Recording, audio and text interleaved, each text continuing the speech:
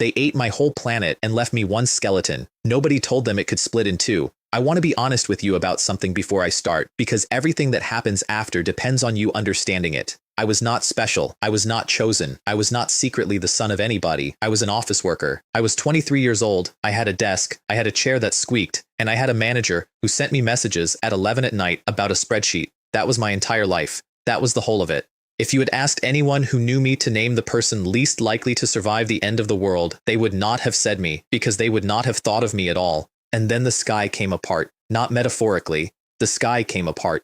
There was a sound that did not arrive through my ears. It arrived through my teeth and my chest and the floor, and the light went strange, and I looked up out of the window at a thing I still do not have a word for, and Earth stopped being a place. I have heard people describe it since. Some of them say it cracked. Some of them say it folded. The one I believe was a woman who said it looked like something took a bite. That is what happened. Something ate my planet, and the pieces that were left, the shards, the fragments, whatever you want to call them, they got scattered across a world that was already there. A world with its own sky, its own history, its own people, and its own rules. The rules were the part nobody was ready for. I woke up on grass. I want to say I woke up brave. I did not. I woke up on grass with my face in the dirt and my hands shaking so hard I could not push myself upright on the first try, and the first coherent thought I had was that I was going to die here and nobody was ever going to know where. Then a voice that was not a voice put words directly into the middle of my head. Welcome to the All Heavens hunting ground. That was the name of the thing that ate us. Not a disaster, not an accident, a hunting ground. Somebody named it that. Somebody built it and named it that, and I have thought about that fact more times than is good for me. The voice told me the rules in the flattest way imaginable, like a form letter. Every survivor receives one ability. The ability is random. The ability cannot be exchanged. Survive. And then it gave me mine. Lord's cabin. A cabin. I want you to sit with that for a second, because I did. I sat with it for a long time, kneeling in the grass of an alien world, while somewhere out beyond the trees I could hear something screaming that was not a person and not an animal. Other people got fire. I found that out later. Other people got strength, or speed, or a sword that came when they called it. One man I would eventually meet got the ability to see through walls, which sounds like a joke until you are the only one in a valley who knows what is on the other side of it. I got a cabin. A small wooden building with a door and a table and nothing in it. It appeared in front of me when I thought about it, sitting there in the grass like it had always been there, and the voice said one more thing. Territory established. I did not know what that meant. I did not know for weeks. I want to be very clear about that, because people tell this story now like I walked out of that grass with a plan, and I did not have a plan. I had a cabin and a full bladder and a genuine belief that I was going to be dead by nightfall. Here's what saved me, and it was not courage. It was that I read the panel. That is it. That is the whole thing. There was an information panel attached to the cabin, and it was long and boring and full of numbers, and everybody I have ever met who died in that first month died because they went outside to look at the new world instead of sitting down and reading the boring numbers. I read the boring numbers, and in among them, buried in a list of things the cabin could produce, was a line that said I could raise a skeleton, not summon, not conjure, raise. It needed a body, so there it was, my great and terrible power, to live in a shed and dig up corpses. I went out that first evening because I had no choice, because there was nothing in the cabin to eat, and my ability had not included a sandwich, and about 200 meters into the trees, I found something dead. It was a goblin. I did not know that then. I knew it was small and green, and it had died badly, and I was so frightened of it that I circled it 3 times before I got close. Then I did what the panel told me to do, and the bones came up out of that little body and stood. I want to tell you I felt power. I did not. I felt sick.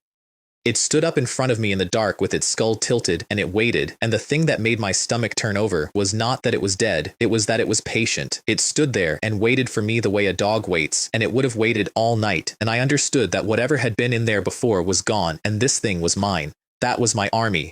One goblin skeleton in the dark, in a forest I could not name, on a world that had eaten my home. And then it split. I did not do anything on purpose. I want to be honest about that too. I was looking at it and thinking, uselessly, hopelessly, that one was not enough, that one would not be enough for anything, and something in my chest pulled. The skeleton went thin.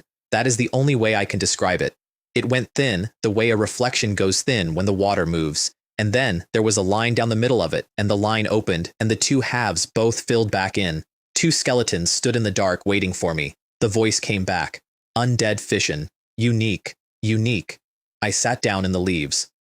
I actually sat down, right there, in the dark, next to two dead goblins that were now standing up, and I laughed until it stopped sounding like laughing, because I understood, not the details, the shape of it. Everybody else got a sword, I got multiplication, and then the world charged me for it. The dizziness came on so fast I went over sideways into the dirt, not tired, not winded, emptied. Something had been taken out of me, and it had not been taken out of a pool that refills, because I could feel where it had come from, and it had come from the part of me that keeps me alive.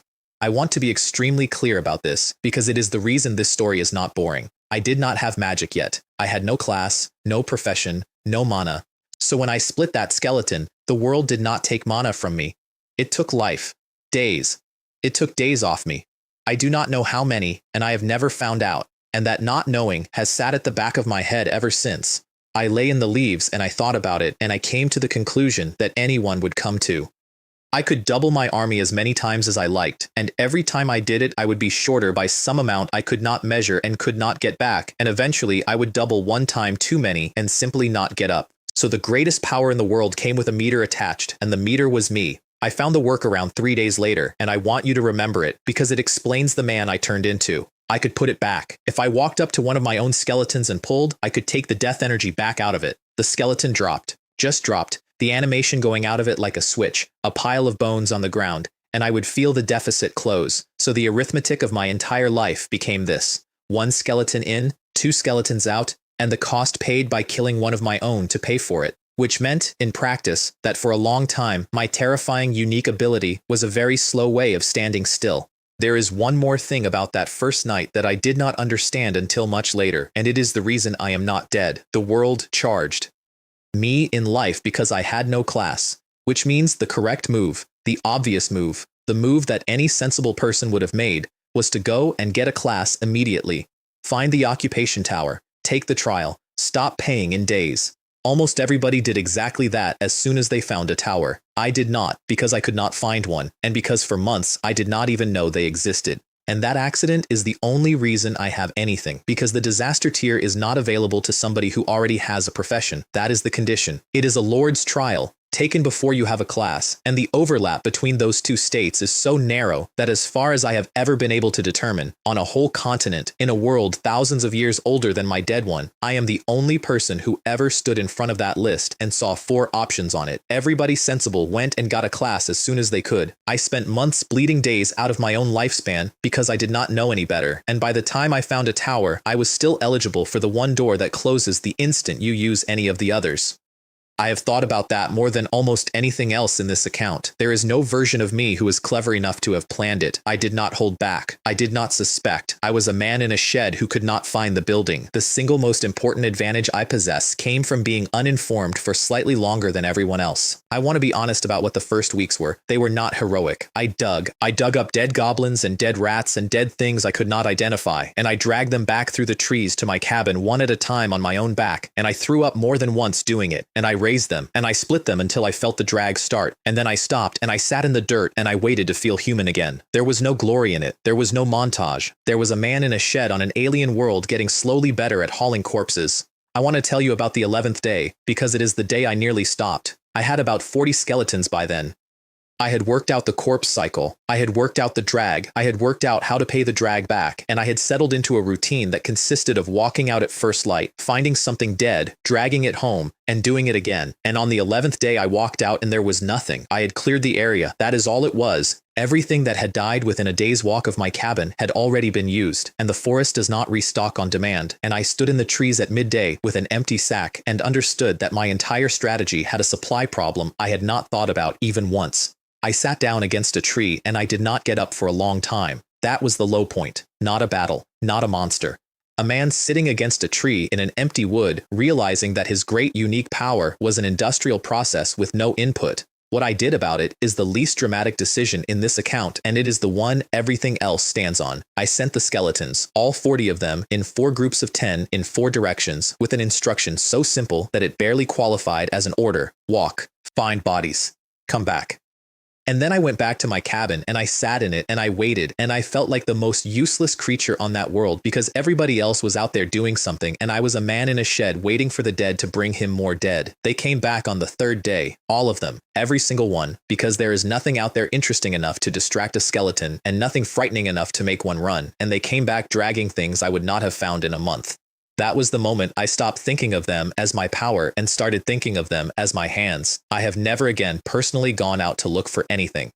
There is a related thing about that first month that I think about more than the fighting, and it is about being alone. I did not speak out loud for 19 days. I know the number because I started counting afterwards, working backwards through what I could remember. 19 days without saying a word to anything because there was nothing to say a word to, and when I finally did speak, it was to a skeleton, and my voice came out wrong. I said something like, "All right," and it sounded like somebody else. I want to be careful how I describe what happened after that, because it would be easy to make it charming, and it was not charming. I started talking to them, not commands. Commands go through the panel and do not require a voice at all. I mean talking, explaining what I was doing while I did it, complaining about the weather, reading the panel out loud, item by item, to a row of goblin skeletons standing in the grass, because saying it out loud made it easier to hold in my head, and because the alternative was silence. They stood and waited, because that is what they do. And I want to say clearly that I never once believed they were listening, and that I never once believed there was anything in there. That is not why I did it. I did it because a man who stops talking stops being a person, and I had already worked out that I was going to be alone for a long time, and I had decided that whatever else the end of the world took from me, it was not going to get that. When Maylene first opened a channel to me, months later, I talked far too much. I have never told her why, but the numbers went up. That is the part nobody tells you about the end of the world. Everything is horrifying and everything is exhausting and nothing feels like progress. And then one morning you walk outside and there are 200 skeletons standing in the grass waiting for you, patient as dogs, and you realize you have not been standing still at all. 200 became 1,000, 1,000 became 5. And somewhere in there, I made the single decision that everything afterwards rests on, and it looked at the time like laziness. I stopped splitting, not permanently, but I had been running the cycle constantly, every day, doubling whatever I had and paying it back by dropping a skeleton, doubling again, and it felt productive because the number went up. And one evening, I sat down and actually worked out what I was doing, and what I was doing was standing still very energetically, because the cost of the split was paid out of my own life, and the only way to get that back was to kill one of my own, and one becoming 2, and then one of the 2 dying is not growth. It is a treadmill with a corpse on it. The number was going up only because I kept finding new bodies. The talent was contributing almost nothing.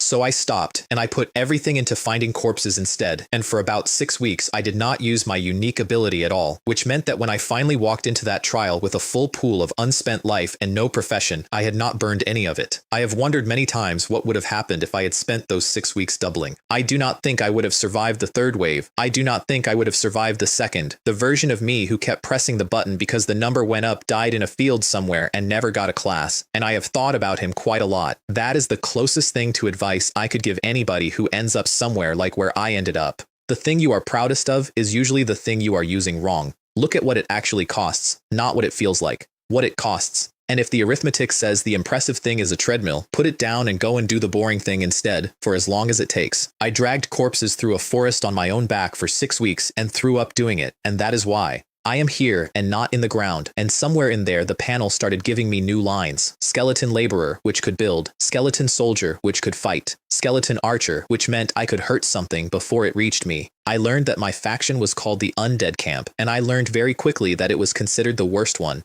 People said it in the forums like a condolence. Oh, you got undead. That is rough. It was rough. The undead do not farm. The undead do not have children. Every single soldier I would ever field had to start as something that had already died. That is a wall, and I hit it early, and I hit it hard, and I will come back to that wall later because it nearly ended everything. But there was a thing about my faction that the people pitying me had not thought through. My soldiers did not eat. That sounds small. It is not small. That is the entire war. I want to lay out what that actually means, because I have watched it decide every single campaign in this account, and I did not understand it for the first 6 months. A living army is not a group of soldiers. It is a supply operation with soldiers attached to the front of it. Every living commander on that continent wakes up every day and does the same arithmetic before anything else. How many mouths? How much grain? How far can I go before the grain runs out? How many carts does the grain need? How many soldiers do I need to guard the carts? How much grain do those soldiers eat? The number at the end of that chain is not how strong the army is. It is how far it can go and how long it can stay there, and it is always smaller than the commander wants. That is what an army is. That is what an army has always been. Mine is not that. Mine is a number of units and nothing else. There is no second number underneath it. There is no distance limit, no time limit, no wastage, no attrition from marching, no sickness, no winter clothing, no field kitchens, no water, no rest, no rotation, no leave, which means that every campaign I have ever fought has been fought against an opponent who had a clock running and did not know I did not have one. The orcs had to feed 3 tribes in a valley in autumn. The military on the plateau had to hold a mountain against trolls with 1,000 men and a finite store. The snake people walked their entire population onto a single oasis and starved on it in front of me. The vampires ran a province on a blood supply they had spent centuries carefully rationing. Every one of those is the same defeat. Not one of them was beaten by strength. All of them ran out of something, and I did not, because there is nothing in my column to run out of. The only cost I have ever paid is corpses, and corpses are the one resource that a war produces rather than consumes.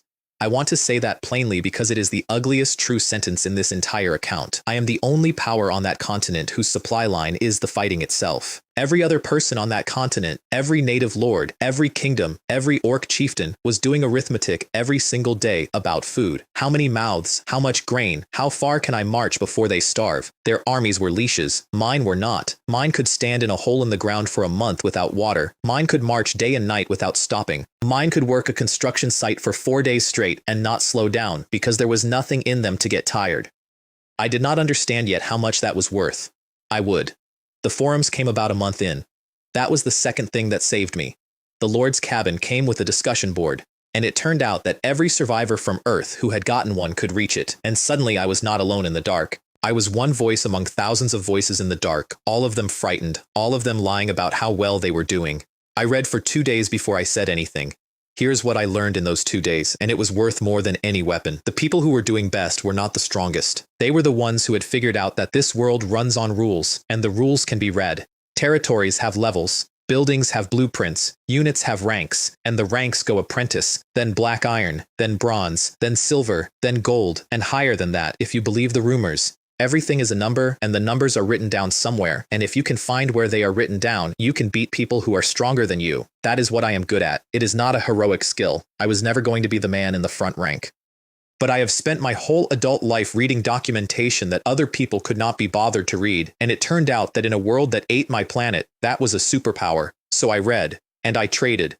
The trading area was the other thing the cabin gave me, and it was the most valuable thing I owned for the first 6 months of my life on that world. Any lord could put an item into it, and any other lord could take it out from anywhere on the continent, instantly. No roads, no risk, no bandits. And what did I have to trade? Bones, skeletons, endless, patient, cheap labor that never complained and never stopped and never had to be fed. I sold skeletons. That is what I did. I sold skeletons to people who needed a wall built, or a field cleared, or a mine dug. And in exchange, I took blueprints and food and iron and stone, and every trade made me stronger in a way that did not show up on anybody's map. That was the moment somebody noticed me. Her name was Mei Lin.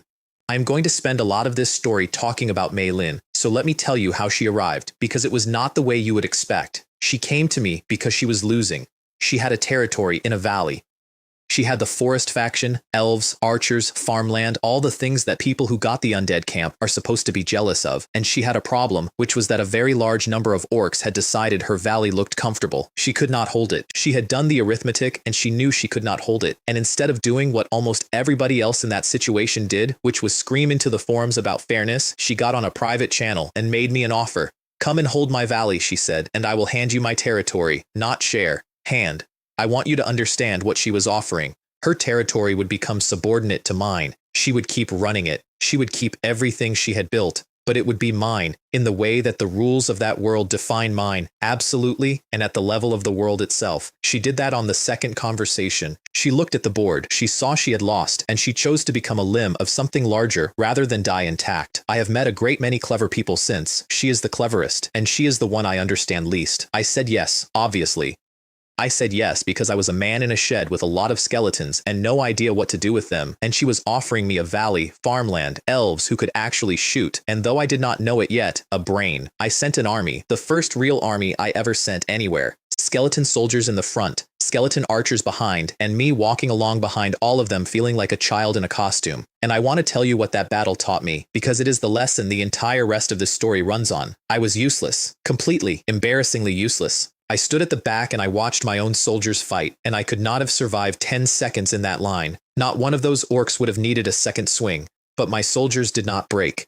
That is the thing. Living soldiers break. There is a percentage, and everybody who has ever commanded living men knows the number in their bones. You lose 10%, 15%, and something goes out of the line and it comes apart, and then it is not a battle anymore. It is a hunt. My soldiers did not have a number. There was no percentage at which a skeleton decided this was not worth it. They stood there and they were destroyed, and the ones behind them stepped into the gap, and the gap closed, and it kept closing, and the orcs kept swinging into it, and slowly, horribly, the orcs began to understand that there was no end to it. They broke first. I remember the exact moment because I did not understand what I was looking at until afterwards. There was an orc in the third rank who stopped swinging, that is all. He did not run, he did not shout anything. He simply stopped for about 2 seconds and looked at the thing in front of him, and I could see him from where I was standing, and I could see the moment arrive on his face. He had been fighting for perhaps 40 minutes. He had personally destroyed several of my soldiers. He was winning in every way that a person in a battle can measure winning. And he had just worked out that the line in front of him was exactly as deep as it had been when he started. Then he ran, and the two beside him ran, and after that it was not a battle anymore. I have watched that specific moment happen in every engagement I have fought since. It never looks the same, and it is always the same thing. Somebody in the middle of doing well stops and does the arithmetic and discovers that there is no bottom to the thing they are hitting. The undead do not win fights. They remove the possibility of the fight ending. I did not win that fight. I outlasted it. I want to be precise, because I am going to outlast a great many things after this, and almost never win any of them. We held the valley. Mei Lin handed me her territory exactly as she had promised, down to the letter, and then she did something that told me more about her than the whole battle had. She reported the surplus. There was grain in her stores that I had not asked about and would never have found. She listed it, itemized it, and sent it up. And when I asked her why, since I would obviously never have known, she said something I have thought about ever since. There is no order without rules, she said, and trust is not built out of large things. It is built out of the small things your Lord never finds out about. I did not fully understand that at the time. I do now, because for the entire rest of this story, Mei Lin is going to be the smartest person in every room. She is going to run my economy, my diplomacy, my intelligence, and eventually most of my decisions, and she is never once going to lie to me about a single grain of wheat. Meanwhile, she is going to be doing 5 other things I do not notice at all. Both of those are true. That is what makes her dangerous. The orcs did not stop. That is the other thing that First Fight taught me, and it took me longer to learn it. Winning a battle does not make an enemy go away. It makes them angry, and it makes them careful. Their war chief was called Graka. He had lost warriors in that valley, and he had lost face, which for an orc is the more expensive of the two. And what he did next was the thing I had not expected from a race that everybody in the forums described as stupid. He went and got allies. He put together a coalition. 3 tribes, then 5, and he did it in a matter of weeks. And while I was congratulating myself on holding a valley, he was assembling something that could take it back with room to spare. I found out because my scouts stopped coming home. That was my first real lesson in the cost of being blind. I had no eyes. I had thousands of soldiers and no eyes, and I did not learn how badly that mattered until there was a horizon full of orcs on it. So I did the only thing my faction is good at. I dug in, and I built. Walls first, because walls are the one thing my laborers could produce faster than any living crew on that continent. They did not sleep. They did not eat. A living crew builds a wall in a season. Mine built it in 4 days and then started on the second one. Then the tower. I had bought a blueprint off the trading area for something called a black stone statue, and it was expensive and it looked like nothing at all. A dark pillar with a smear of cloud at the top, and everybody who saw it told me I had been robbed. What it did was kill things at range with death energy, without a soldier, without a bow, without getting tired. That was the first time I did the arithmetic that would end up defining my entire war. A tower costs once, a soldier costs forever, and a tower cannot be frightened, cannot be bribed, and does not run when the man beside it dies. I built more towers. The orcs came in the autumn. I am not going to pretend it was elegant. It was not. It was a mass of bodies coming up a slope into a wall, and it went on for 2 days, and I stood behind that wall with my hands shaking and watched my own army get taken apart and rebuilt at the same time, because the corpses at the bottom of my wall were raw material. That is the part that I think finally made the orcs afraid. Not that I killed them, that they got up. Graka understood it before his warriors did. I could see him at the back, and I could see the exact moment he understood that every single warrior he sent up that hill was going to be standing on my side of it by morning, and that the longer this went on, the more of my army was made out of his. He broke off. He was the only commander I fought in that first year who was smart enough to break off with most of his force intact, and he shouted something at my wall as he went that my heroes translated for me later, and it was a promise to come back. He did come back, and I want to tell you about that properly, because the second time he came, he had learned more from me than I had learned from him. The first thing I noticed was that my scouts stopped finding his camps. That is a small thing, and I nearly missed it. I had gotten used to a certain rhythm, a certain sloppiness, fires visible from a long way off, and then 1 week, there was nothing. My birds flew out and came back with empty reports, and I sat with those empty reports for 2 days before the significance of them landed on me. He had stopped making the mistake I had been feeding on, so I sent more birds, and further, and what I found was not a warband. It was 3 of them. Graka had gone to the tribes he had been feuding with for a decade and made peace with them. There was a chieftain called Korg whose warriors were heavier and slower than his and better armored, and there was a third group that I never got a clean count on, and Graka had walked into both of those camps knowing that either one of them might kill him on sight, and he had come out with an alliance. I want to give him credit for that because I have watched a great many clever humans fail to do the same thing with far less at stake. He had lost to my wall, so he went and got a bigger hammer. And here's what I did about it, and it is the first time I ever ran a war rather than survived one. I did not reinforce the wall. Everybody expected me to reinforce the wall. My own heroes expected it. The wall had worked, the wall had held. The obvious response to a larger enemy is a thicker wall, and I sat and looked at the map and did the arithmetic, and the arithmetic said the wall was going to lose this time. Because the thing that made the wall work was not the stone, it was that they had to come uphill into it.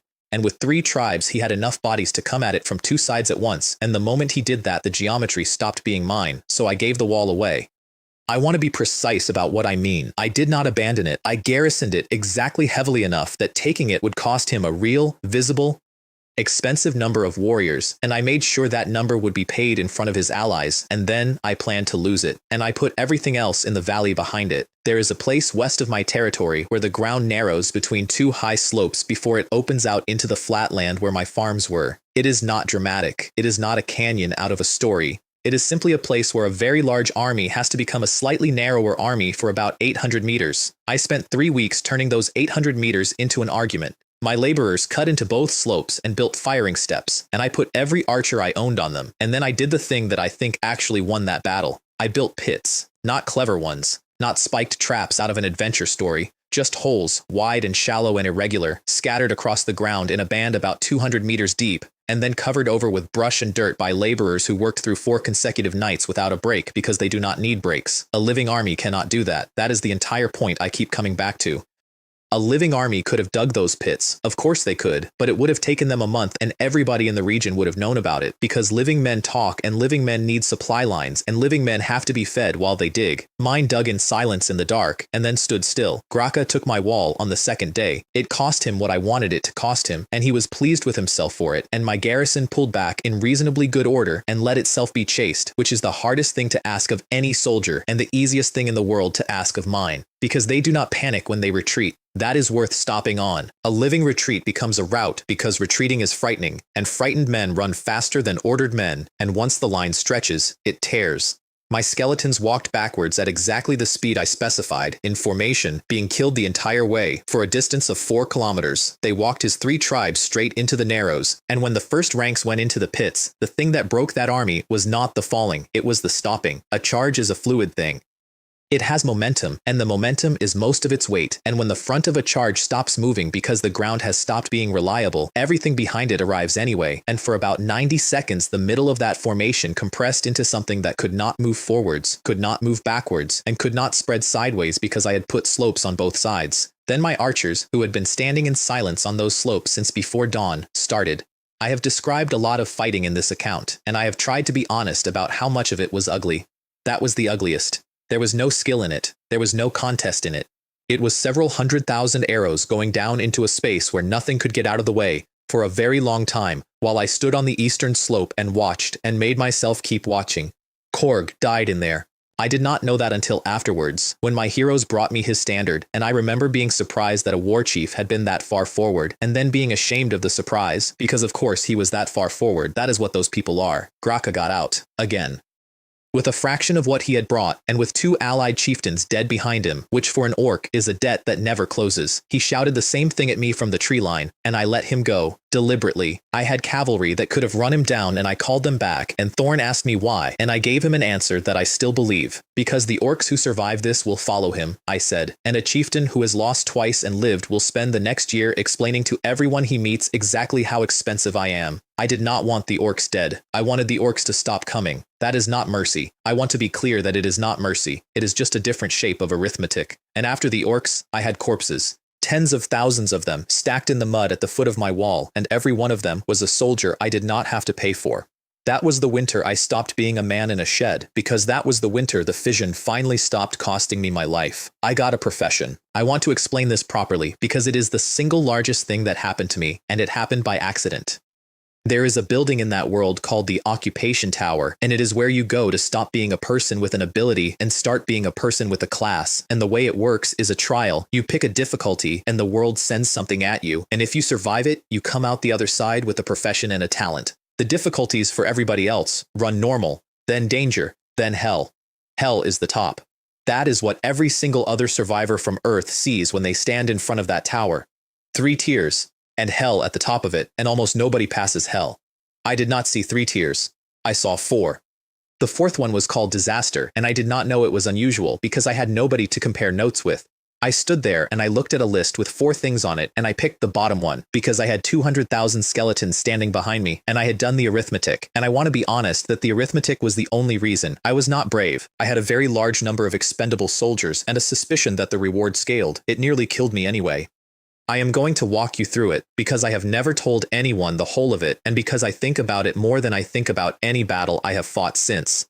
The trial gave me 1 hour. That is the first thing. It tells you the difficulty, and then it gives you an hour to prepare. And I have decided since that the hour is not a kindness. The hour is part of the test. What you do with 60 minutes tells the world exactly what kind of lord you are, and I spent mine on arithmetic and fortification and not on courage, and I think that is why I lived. I put every soldier I owned in a ring. I put my archers behind them. I put my laborers behind the archers with orders to keep building the entire time, because a wall that grows during a battle is worth more than a wall that was finished before it. And then the hour ran out, and the ground opened. Not the sky, the ground. Spatial passages formed flat along the earth in a dozen places at once outside my perimeter, and things came up out of them. The first wave was infantry, and it was not the problem. The first wave is never the problem. It came at my line, and my line held it, and I remember standing there with a stupid, dangerous kind of confidence rising in me, thinking, is that all? Then the second wave came, and the second wave had black iron in it, and my front rank stopped being a line and became a place where things were happening. And then the third wave came, and the third wave is the reason Disaster is called Disaster. They sent me a copy of myself. I want to be precise because I have heard people repeat this wrong. It was not a doppelganger. It was not an illusion. It was a construct built out of my own capabilities as the world understood them, and it had my ability, and it stood on the other side of that field and raised undead out of my dead soldiers. Every skeleton I lost became one of its skeletons. That is what disaster difficulty means. It does not send you a bigger enemy, it sends you your own strategy, pointed backwards, and it makes your losses feed it. I lost about 4/5 of everything I owned in the next 40 minutes. I remember specific things badly and general things clearly. I remember the sound, which was not a battle sound, because none of the things on that field could scream. I remember that my archers ran out of arrows and kept drawing anyway because nobody had told them to stop. I remember Thorn, who was not a hero yet, who was one skeleton cavalry among thousands, going forward past me at a point where going forward made no sense at all, and I remember that he did it without being ordered. And I remember the moment I understood how to win, which was not clever, and was not brave, and was purely a matter of having read the boring numbers. The copy had my talent. It did not have my recovery. I had 2 talents. Super speed recovery was not part of the loadout it had been built from, because the trial builds its copy from what you are when you walk in. And I walked in with a full pool and no profession, and it had taken my splitting and left the refilling behind, so it could double its army faster than me, once, and then it had to wait. I stopped trying to hold ground. I gave up the wall, I gave up the field, I pulled everything I had left back into a tight knot around myself, and I made the fight about time. Every time it emptied itself, I spent everything I had. Every time it filled up, I stood still and did nothing, and let it come to me and let my archers work. 4 cycles. It got smaller each time, and I did not. At the end of it, there was nothing left standing on either side except me, kneeling in a field of my own broken soldiers with my hands in the dirt, and a copy of my own face about 30 meters away with no army behind it. I am not going to pretend there was a duel. There was not. I was a man with no class, no profession, and no magic, and it was a construct at the limit of what the world thought I could be. What killed it was Thorn. He had been down since the second wave. He was not down in the way that things stay down, because he is not alive, and at some point in that last exchange, he had got himself back on a horse that was also not alive, and he came across that field behind it. I have never asked him what he remembers about that. I have never asked him anything about it, and then it paid. Undead mage, that was the profession. Which meant, for the first time, I had mana, and that one word changed the entire shape of my life, because from that moment forward, when I split a skeleton, the world stopped taking days off me. It took mana. Mana comes back. I do not think I have ever felt anything like the moment I understood that. I stood in that field, and I split a skeleton, and I waited for the drag, the emptiness, the thing that had been quietly eating me for months, and it did not come. There was a small tug, and then a number in the corner of my vision ticking back up on its own. The meter was not me anymore, and the talents. 2 of them came out of that trial, and I want you to look at how they fit together, because I did not choose them, and I have never stopped being amazed by them. Undead Fission, Level 1. 1 undead becomes 2, 1 mana. And super speed recovery. Mana regenerates extremely fast. Do you see it? One of them spends. The other one refills. On their own, each is a curiosity. Together, they are a factory that never turns off. There is one more thing about that trial, and I did not learn it for the better part of a year, and when I learned it, I went cold.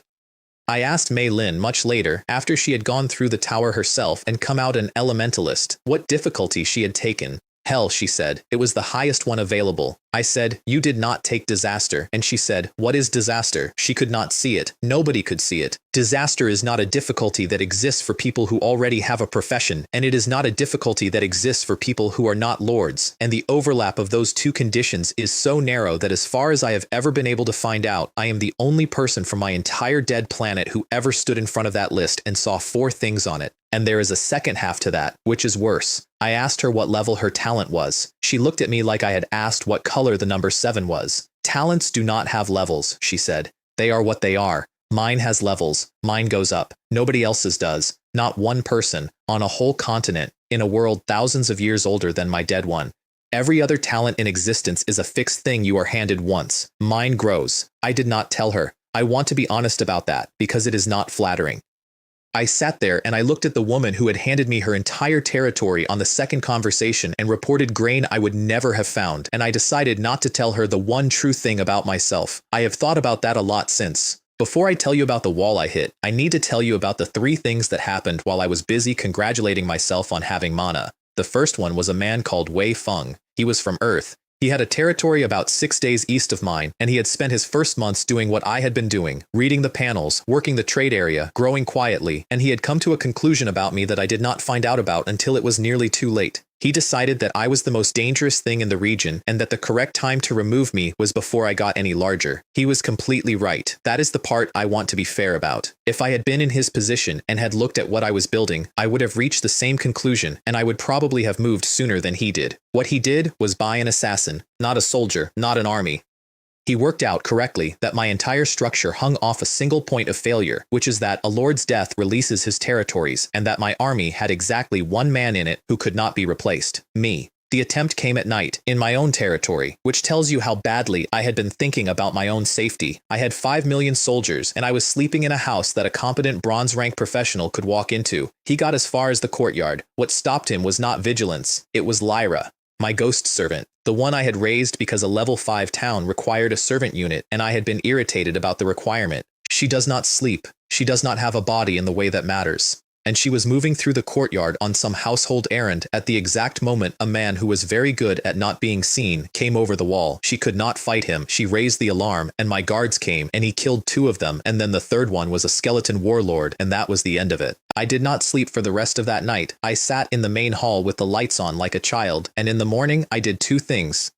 I raised the Death Chi towers around my own house, not the walls, the house which several of my heroes found strange and which I have never once regretted. And I put a bounty into the trade area with Wei Feng's name on it, publicly, itemized, priced in blueprints. Not soldiers. I did not send an army east. An army takes weeks and gives him warning and costs me materials. I simply made it more profitable for the people around him to be his enemy than his friend. He lost his territory 11 days later to a neighbor I never met and whose name I did not bother to learn, and I paid the bounty in full and on time and made sure everybody saw me pay it in full and on time because the payment was the actual point. That is the closest thing to a personal victory in this entire account, and I won it without leaving my house, by understanding that in a world of lords, the cheapest weapon available is other lords. The second thing was Josui. He turned up in the trade area as a name I did not recognize, offering to buy in quantities that did not match anything I knew about the region, and when I finally got him on a private channel, he told me his situation with a bluntness I liked immediately. He had lost his territory, not to a monster, to people. He had been generous early, he had extended credit, he had trusted a group of survivors who came to him hungry, and they had taken the cabin out from under him, and he had walked away with nothing but the contacts in his head, and he had rebuilt himself into a trader operating entirely on other people's ground, which in that world is like being a fish that has decided to live in the branches. He wanted puppets. Stone golems specifically, because a merchant without land needs guards who cannot be bribed and do not have families to threaten. And he wanted something else, which he took 2 conversations to admit to. He did not want to work under Mei Lin. I found that useful rather than annoying, and I want to explain why, because it is the least admirable piece of management I have ever done, and it worked perfectly. I had one extremely capable person running my entire commercial and diplomatic operation, and no counterweight to her at all. Every scrap of information about the outside world reached me through her hands. Every trade, every contact, every assessment. I did not think she was going to betray me. I still do not think that. I simply did not want to find out what would happen if she decided to. So I funded Josui, generously, 100 black iron wooden puppets, 10 mechanical flying eagles, bronze rank stone golems for a core, and a supply line he could resell from, and I set him up in the west, on the border of a human kingdom called the New Moon Kingdom, with instructions that amounted to become somebody. And when Mei Lin found out, she did not object. She encouraged it. I did not understand that until much later. She wanted a rival too. A person who is the only capable subordinate in an organization is a person who stands out, and standing out gets you looked at, and she has never in her life wanted to be looked at. We were both managing each other from opposite ends, using the same man, and neither of us said so. The third thing was Mist Island. That one was a real war, and it is where I learned that my army had a shape. Mist Island sits off my eastern coast, and it was held by Murlocs, thousands of them, and they were a genuine problem because they raided the coastline and because they were nocturnal, and a nocturnal enemy against an army that never sleeps sounds like an even match and is not. The water was the problem. I had no navy. I had no aquatic units. I had at that point no way to get a single soldier onto that island except by boat, and my boats were salvage. So I went over the top. Mechanical flying eagles, which I had been producing out of the alchemy workshop for months and using almost exclusively as scouts, turned out to be able to carry a load, not a large one. 1 armored zombie, or 1 skeleton warlord at a time. I ferried an army onto that island 1 soldier at a time, all night, every night, for as long as it took. And the Murlocs hunted in the dark and never noticed, because what they were hunting for was fishermen on the water, and nothing was coming across the water. At dawn on the 4th day, there were enough of my soldiers standing in the interior of that island to finish it. About 5,000 Murlocs died, and then the survivors did something I did not expect and did not know how to feel about. They did not fight to the last. They packed up and left. Whole families of them going into the water on the far side, carrying what they could, abandoning an island they had held for generations, because they had done the arithmetic, and the arithmetic said that the thing on their island did not get tired and did not stop coming. I stood on that beach and watched an entire people emigrate away from me. The reward for the island was a statue of the Maiden of the Cold Wind, 5 meters, blue glow, and an effect that added cold damage to every unit in my territory. I did not appreciate it. I want that on record. I looked at a 5-meter decoration and thought about how many soldiers I could have made out of the same materials, and I put it up because it unlocked the next town tier and not because I valued it. It is the single most cost-effective thing I own, and there is a limitation on it that I did not discover until it mattered, which is that a statue projects from where it stands. The further a unit is from it, the weaker the effect, and at the range of the northern plateau it had faded to a fraction of what it does at home. A fraction was enough to take a fortified mountain, which tells you what the full strength of it does inside my own territory, and is the reason I have never seriously worried about anything walking up to my walls. The island itself taught me the thing about my faction that I have used ever since, and it is about time rather than strength. Every campaign I have ever run has been won by being willing to take longer than the enemy can afford to wait. 4 nights of ferrying soldiers one at a time, 3 days climbing a cliff, weeks building a road through a swamp, months of laborers digging a river, 15 weeks of agents paying a blood tax and pretending to be refugees. None of that is clever. All of it is simply available to me and not to anybody else, because everybody else has to feed the people doing it. A living commander who wants to spend 4 nights ferrying soldiers onto an island has to supply those soldiers for 4 nights in the dark on hostile ground and has to keep them quiet and has to accept that some of them will talk when they get home. Mine stand where they are put. I do not think I have ever won a battle. I think I have simply arranged over and over for the other side to run out of patience, food, morale, or daylight before I ran out of anything at all. There is one more thing about Mist Island that I did not put in the reports. When the Murlocs left, they took their young with them. I watched it through a death raven. Whole families in the water on the far side carrying what they could hold, moving away from a beach they had held for longer than any of them could have explained. And I remember the exact thought I had, which was that this was efficient. No further losses. The island secured. A statue at the end of it. It was months before it occurred to me that I had driven a people off their own land with a tactic and had felt nothing about it at the time and had recorded it in my own accounting as a good outcome, which it was.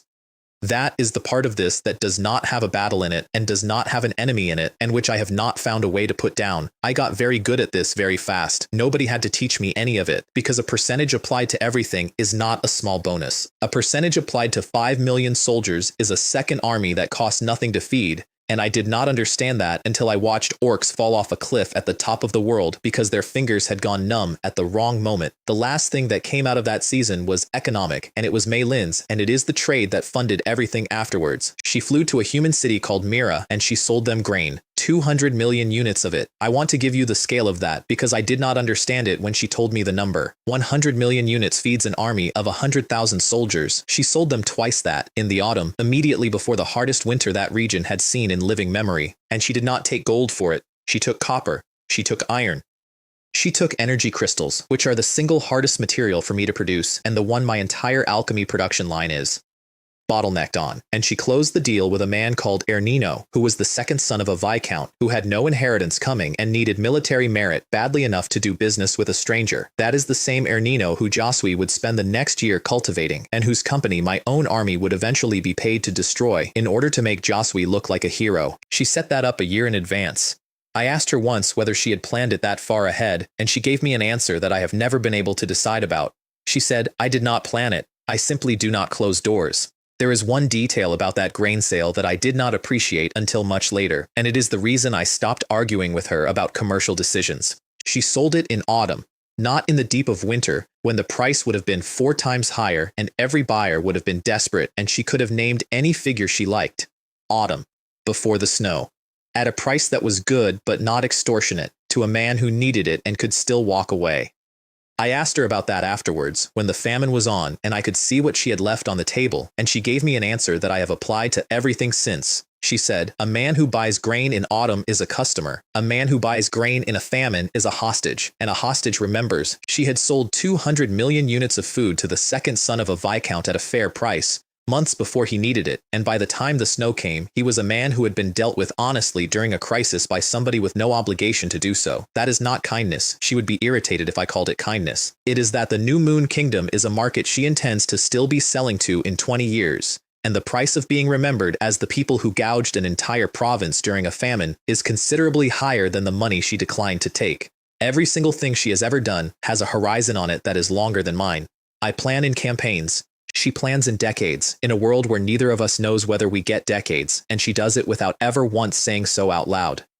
Spring came, and with it the thing I had been dreading, which was that I ran out of dead people. This is the wall I mentioned. This is the one that nearly ended everything. The undead camp does not reproduce. Every soldier begins as a corpse, and the better the soldier, the better the corpse has to be. A black iron skeleton requires a black iron body. A bronze one requires a bronze body. And there is no shortcut, no substitution, no clever trade, which means my entire faction has a ceiling, and the ceiling is other people's deaths. I want to state the implication plainly, because the world stated it to me plainly, and it took the wind out of me. If the undead could grow without limit, the undead would already own everything. They do not, because they cannot, because the strongest skeleton you can ever field is only as strong as the strongest thing that ever died near you. I had 5 million apprentice-rank soldiers and no way to make a single one of them better. So I did what I always do, which is not fight the wall but go around it. And going around it meant expanding, and expanding meant I needed to know what was out there. I sent out 2 heroes. I should explain heroes, because they are the reason I survived the next year. Ordinary units are tools. They obey, they do not improvise, and they have a ceiling. But occasionally, rarely, one of them breaks through and becomes something else. A hero unit. It thinks. It commands. It gets better on its own. And crucially, it has loyalty that is not a number that can drop because it is undead, and the undead do not have a loyalty stat at all. Theirs is simply always full. That is the quiet advantage nobody talks about.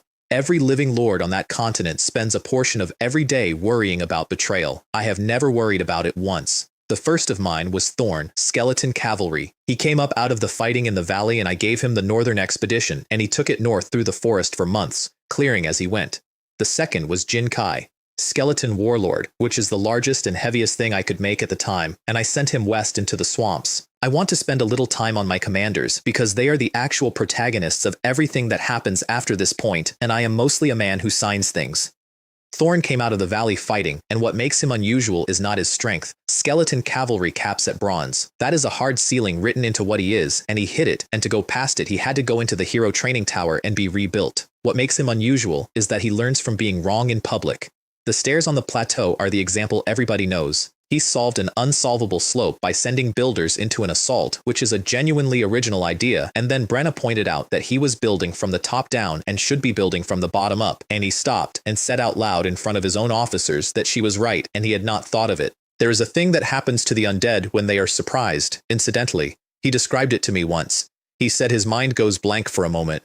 Newly made heroes get it worst. It is the price of being something that was assembled rather than raised, and it never entirely goes away, and he treats it as a fact about himself rather than a shame. Brenna broke through on her own. That is rarer than it sounds. Most of my heroes are made in a tower, at a cost, on purpose.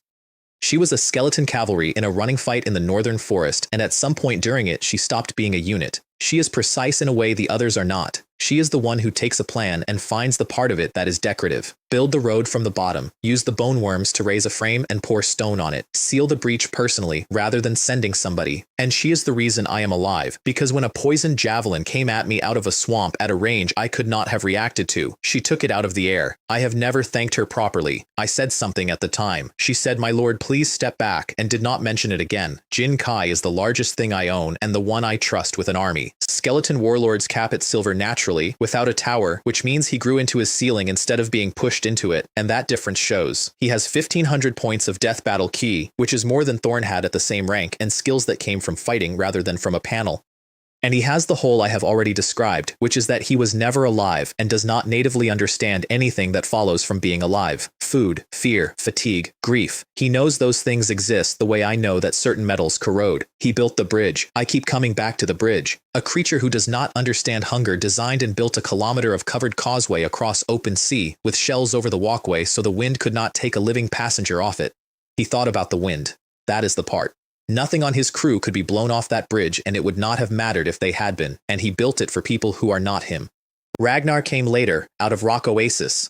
A white-bone war elephant hero, silver rank, and physically the strangest thing in my army, because his bones have grown connective structures inside him that fill him out, and from a distance he no longer reads as a skeleton at all.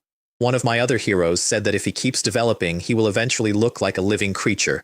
I do not know what to do with that. I have not thought it all the way through, and I am aware that I am avoiding it. And there is Lyra. She is a ghost servant, which is a household unit and not a combat one. She is the only ghost I have ever had who passed the tower and became a hero, and since she did, Her intelligence is not comparable to what it was. She runs my house. Every servant in it reports to her. And when I brought a cage of terrified flower fairies home, I found her standing over them, watching, with an expression I could read, even though she does not have a face in the usual sense. She was enjoying it. I asked her what she was doing, and she said she was studying them and that they would not speak to her. Of course they would not speak to her. She is death standing in a garden. There is a version of this account where that is a joke about a spooky butler. It is not. My household is run by something that finds fear interesting. My armies are run by things that do not understand hunger. And the only genuinely warm creature in my entire territory is a palm-sized fairy who came to me in a cage and negotiated her own terms. I do not think that is an accident of casting. I think that is what happens when a man builds a country out of the dead and then eventually needs somebody to talk to. And while they were gone, I dealt with the lizardmen. The lizardmen lived in the great swamp to my west, and they were strong, genuinely strong, and completely disorganized. Their war leader was called Zarrock. He was bronze rank, which at that point in my life was terrifying, and I met him across a battle line and did the only clever thing I have ever done in single combat, which was not fight him. I offered him an oath instead. Oaths in that world are real. They are not a promise. They are a mechanism. Break one, and it comes back on you, physically. And for a low-ranked creature, the backlash is worse than dying. I need to explain how much that changed my thinking, because I came from a world where a contract is a piece of paper and its entire force comes from the willingness of somebody else to enforce it. Here, the enforcement is inside the person. You do not need courts. You do not need an army standing over the agreement. You say the words and the world takes note, and if you break them, the world takes payment out of your body immediately, and there is no appeal and no lawyer and no jurisdiction to flee to, which means, and this took me an embarrassingly long time to work out, that an oath is not a security measure. It is a price list, because it does not prevent betrayal. It never prevented anything. It simply attaches a known cost, and any creature capable of arithmetic can decide that the cost is acceptable. I found that out standing over a swamp full of lizard men with their scales sloughing off, howling, unable to work, being carried by their own people. They had all paid it, every one of them. They had looked at what breaking their word to me would do to their bodies, and they had done it anyway, because a creature called Li Wei Lun had offered them something they wanted more than they wanted to be comfortable. I asked afterwards what he had offered them, and the answer was not freedom and was not gold. It was standing. He had told them they would not be anybody's subordinates. That is it. That is the whole of it. A race that everybody on that continent describes as lazy and primitive walked voluntarily into permanent physical agony because somebody promised them they would not have to be second, and when I finally faced the man himself, his stated reason for the entire rebellion was exactly the same thing in a different mouth. He said, "How can I, who will one day stand at the peak, be somebody's subordinate, especially in such a humiliating way?" That sentence has been said to me, in various forms, by a great many people since. It is what the old man Chen Bao said when he was asked why he would not simply join me instead of the Duke, and his version was more specific and worse, because he could accept kneeling to a native, but not to somebody from his own dead planet. It is what Josui has been chasing across 2 kingdoms with somebody else's puppets. It is, if I am honest, close to what Mei Lin is managing every time she arranges for somebody else to stand slightly in front of her. Everybody in this account wants the same thing, and it is not power, and it is not safety, and it is certainly not immortality. It is not having to be under somebody. And I am the only person in the entire story who never wanted that, because I was an office worker with a manager who sent me messages at 11 at night about a spreadsheet, and I never once objected, and I never once thought I deserved better. I am at the top of all of this because I am the only one who was not trying to get there. I do not know what to do with that. I have turned it over many times. The best I have managed is that a man who does not need to be seen winning will accept a great many arrangements that a proud man cannot. And that over 18 months those arrangements add up to a continent. Zarrock swore, his warriors swore, and I got the swamp, and a trade route through it, and access to herbs and agar wood that turned out to be worth more to certain nobles in a certain kingdom than anything I could have taken by force. I want to flag something here that matters later. I did not process those lizard men. There was a route available to me, an efficient and profitable one, that would have turned living creatures into raw material at a better rate than dead ones. Several people around me had done the arithmetic and found it favorable. I traded instead. Skeletons out, blueprints and food and stone back, and the souls I needed I took off goblins, off beasts, off the things that came at my walls and did not leave. Animal bone works. It is slower. It is worse. I could live with slower. And then the swamp betrayed me, and I found out what Zarrock had actually been holding back. It started as a supply interruption. Then the route went dark. Then Jinkai's messages stopped coming through from the far side, and Zarrock would not answer. That was the part that made no sense, because the oath was real, and the backlash was real, and I could not construct a reason why a creature would walk voluntarily into that much pain. So I took an army into the swamp to find out. 5 million soldiers. That is what I brought, and I mention the number not to boast, but because it is the exact moment I stopped thinking of myself as a man with an unusual hobby. You do not accidentally have 5 million of anything. What I found in the swamp was worse than a betrayal. The lizardmen were farming, not hunting, farming. Lizardmen do not farm, they are famously lazy, they eat and they sleep under a tree, and that is their entire civilization, and here they were in rows working the wet ground in the sun, and some of them were dying on their feet. I flew a death raven over them, which is a scout spell I had picked up, and I looked down at a group of lizardmen with gray-white skin and scales sloughing off them, howling, unable to work, being fed by the others. That was the oath backlash. That was exactly what it looks like. They had broken their word to me, and it was eating them alive, and they had done it anyway. And then I saw the formations. Lizardmen standing in squares, wearing identical leather, carrying identical tridents. Lizardmen cannot forge. They cannot stand to be near a flame long enough to learn. Those were manufactured units. Those were a territory's soldiers. Somebody had a lord's cabin in my swamp. His name was Li Wei Lun.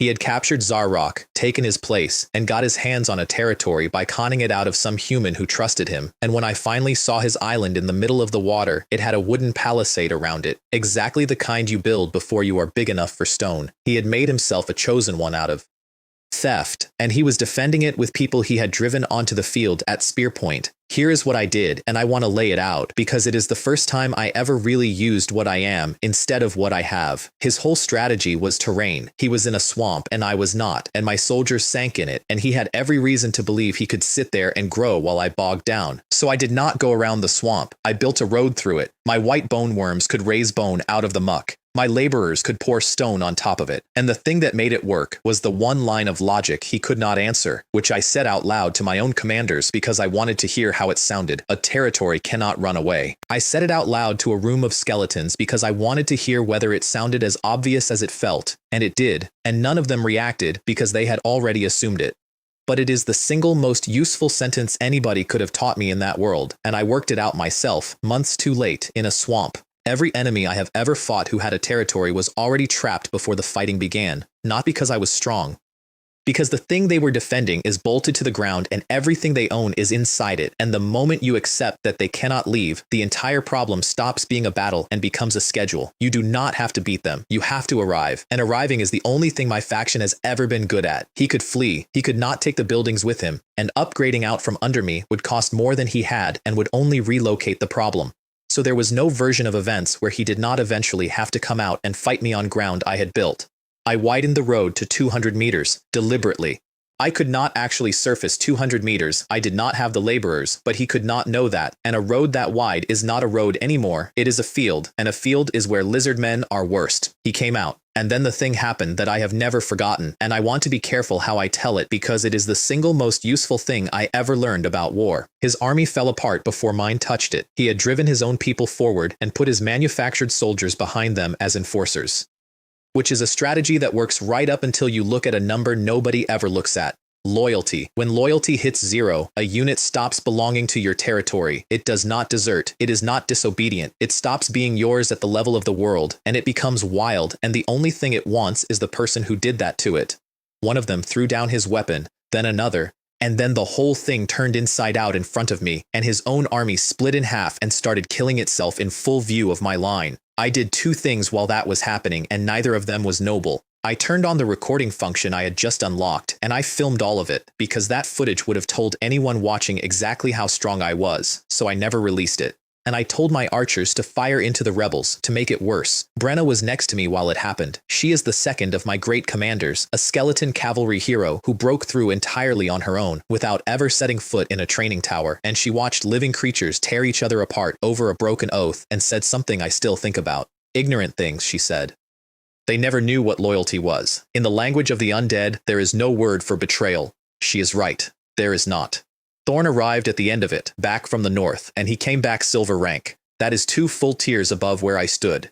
He rode in with a formation I had never seen, 2 columns of cavalry crossing through each other again and again until the air itself started moving with them, and the current they built was strong enough that they ran across the surface of the swamp instead of sinking into it. A javelin came at me from a distance I could not have reacted to. Brenna took it out of the air with her sword, and Thorn went through Li Wei Lun's wall like it was not there and took his head off, and every single manufactured soldier that man owned felt it happen at the same instant and simply stopped. That is what a lord's death does. It is not a morale effect. It is a switch. I did not keep him alive to question. There was no reason to. His territory was mine by the rules of the war, and I converted the whole thing and named it Swamp Village and gave it to Zarrock. Which brings me to the part of this story I like least. We found Zarrock in a box.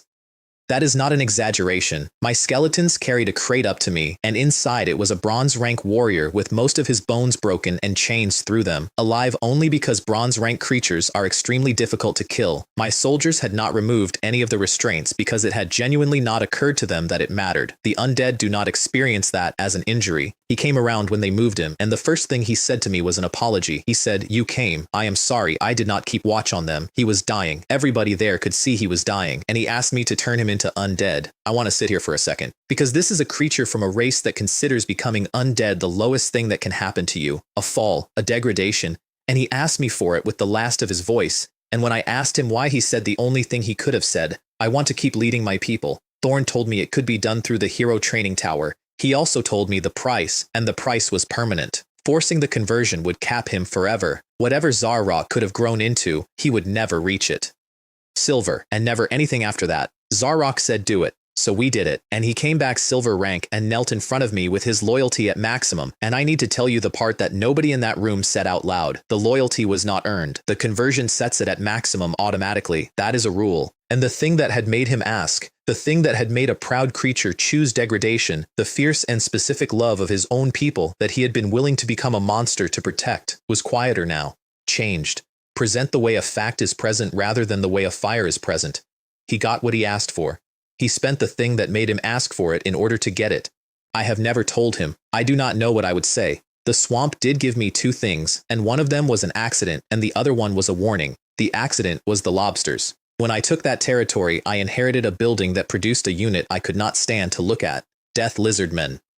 A thing built out of a corpse that had rotted first, carrying a trident, with flesh hanging off it in strips, and the moment one of them walked into swamp water, it acquired a coating of mud that made it worse. I stood there and tried to be a professional about it and failed. My whole army is made of dead things, and I have never had a problem with any of them, and I looked at that and thought, no, skeletons are clean. That is the strange truth of it. A skeleton is bone and nothing else, and there is a kind of honesty in it. That thing was a corpse pretending. But I needed something that could fight in water, and I asked Mei Lin to send me anything aquatic she had. She sent me a selection like a shopkeeper, something like a water snake with 4 limbs and hardly any bones, something that looked like a lizard man, and probably was not. Lobster men, and crab people. I turned down the crabs, and the reason I turned them down is the most petty reason in this entire account. Crabs walk sideways. Their shells are thicker, and they would have made better heavy infantry, and I looked at how they moved on land and thought about an army of them advancing sideways across a beach, and I said no. So the lobsters it was. 1.7 meters, gray-white, 4 thick legs, and they walk on 2 of them like a person, and when they want to move, they drop onto all 4 and run, and they have a spike on the head that nobody warned me about. In water, that spike is a weapon. They activate it and the water opens in front of them and they go through it like something launched. And when a few thousand of them do it at once, the effect is best described as a torpedo salvo. They are the reason I own an ocean. And the thing that made them properly dangerous came out of a conversation with Thorn, who was not trying to invent a weapon. He observed that they draw water into their bodies when they submerge, and he suggested, sensibly, that this might make them useful for carrying cargo. And I said, immediately, without any pause that I can remember, that you could fill them with poison instead, or with lamp oil. And that they would run into a crowd on 4 legs and they would not stop and they would not be afraid, and there is nothing you can do about a thing that is already dead and is coming toward you full of fire. Thorn was embarrassed. I want you to sit with that. My undead general, a creature raised out of a battlefield, whose entire existence is warfare, was embarrassed that his idea had been about logistics while mine had been about that. I did not notice at the time. I noticed months later, in the desert, when I watched them do it. The warning was quieter and I did not understand it for a long time. When I took stock of the swamp afterwards, I realized that Li Wei Lun had done to those lizardmen in a few months what I was planning to do to the desert races over 3 generations. He drove them, he supervised them, he spent them, and their loyalty went to zero, and they turned on him and tore his army apart in front of me. I watched that happen, and my reaction was to make a note about a game mechanic. I actually said out loud that I would make Mei Lin study it so that she would never make the same mistake. Study it, as though it were a management error.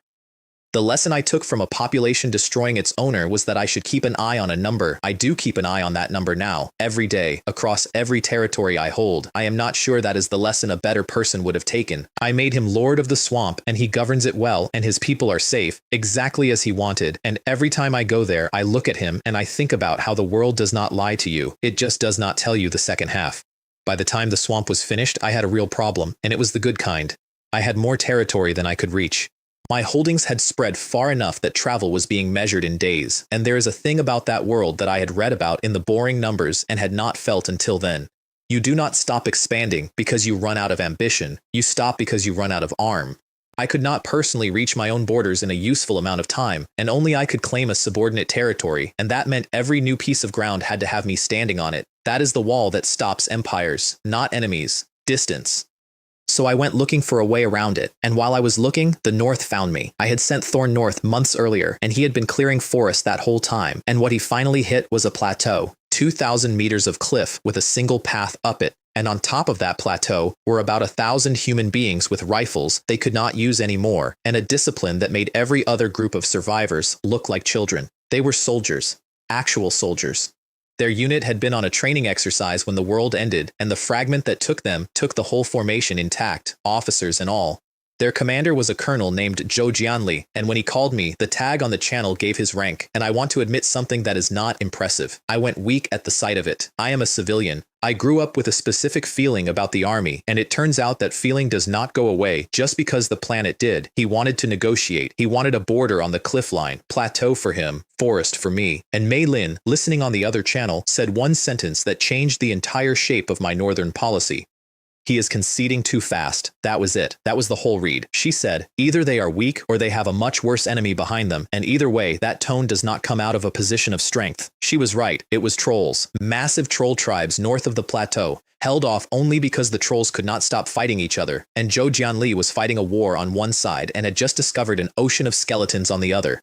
Now here is what Thorn had been doing to that plateau while the colonel and I were being polite to each other, and it is my favorite thing any of my commanders has ever done. The path up was in 3 sections. The last one was 200 meters at nearly 45 degrees, loose rock, and the defenders were rolling boulders down it. My skeletons were slipping and knocking each other off the mountain, and a fall from that height destroys even armored undead. Thorn did not send better troops. He sent laborers. He mixed skeleton laborers into the assault and had them build stairs, under fire.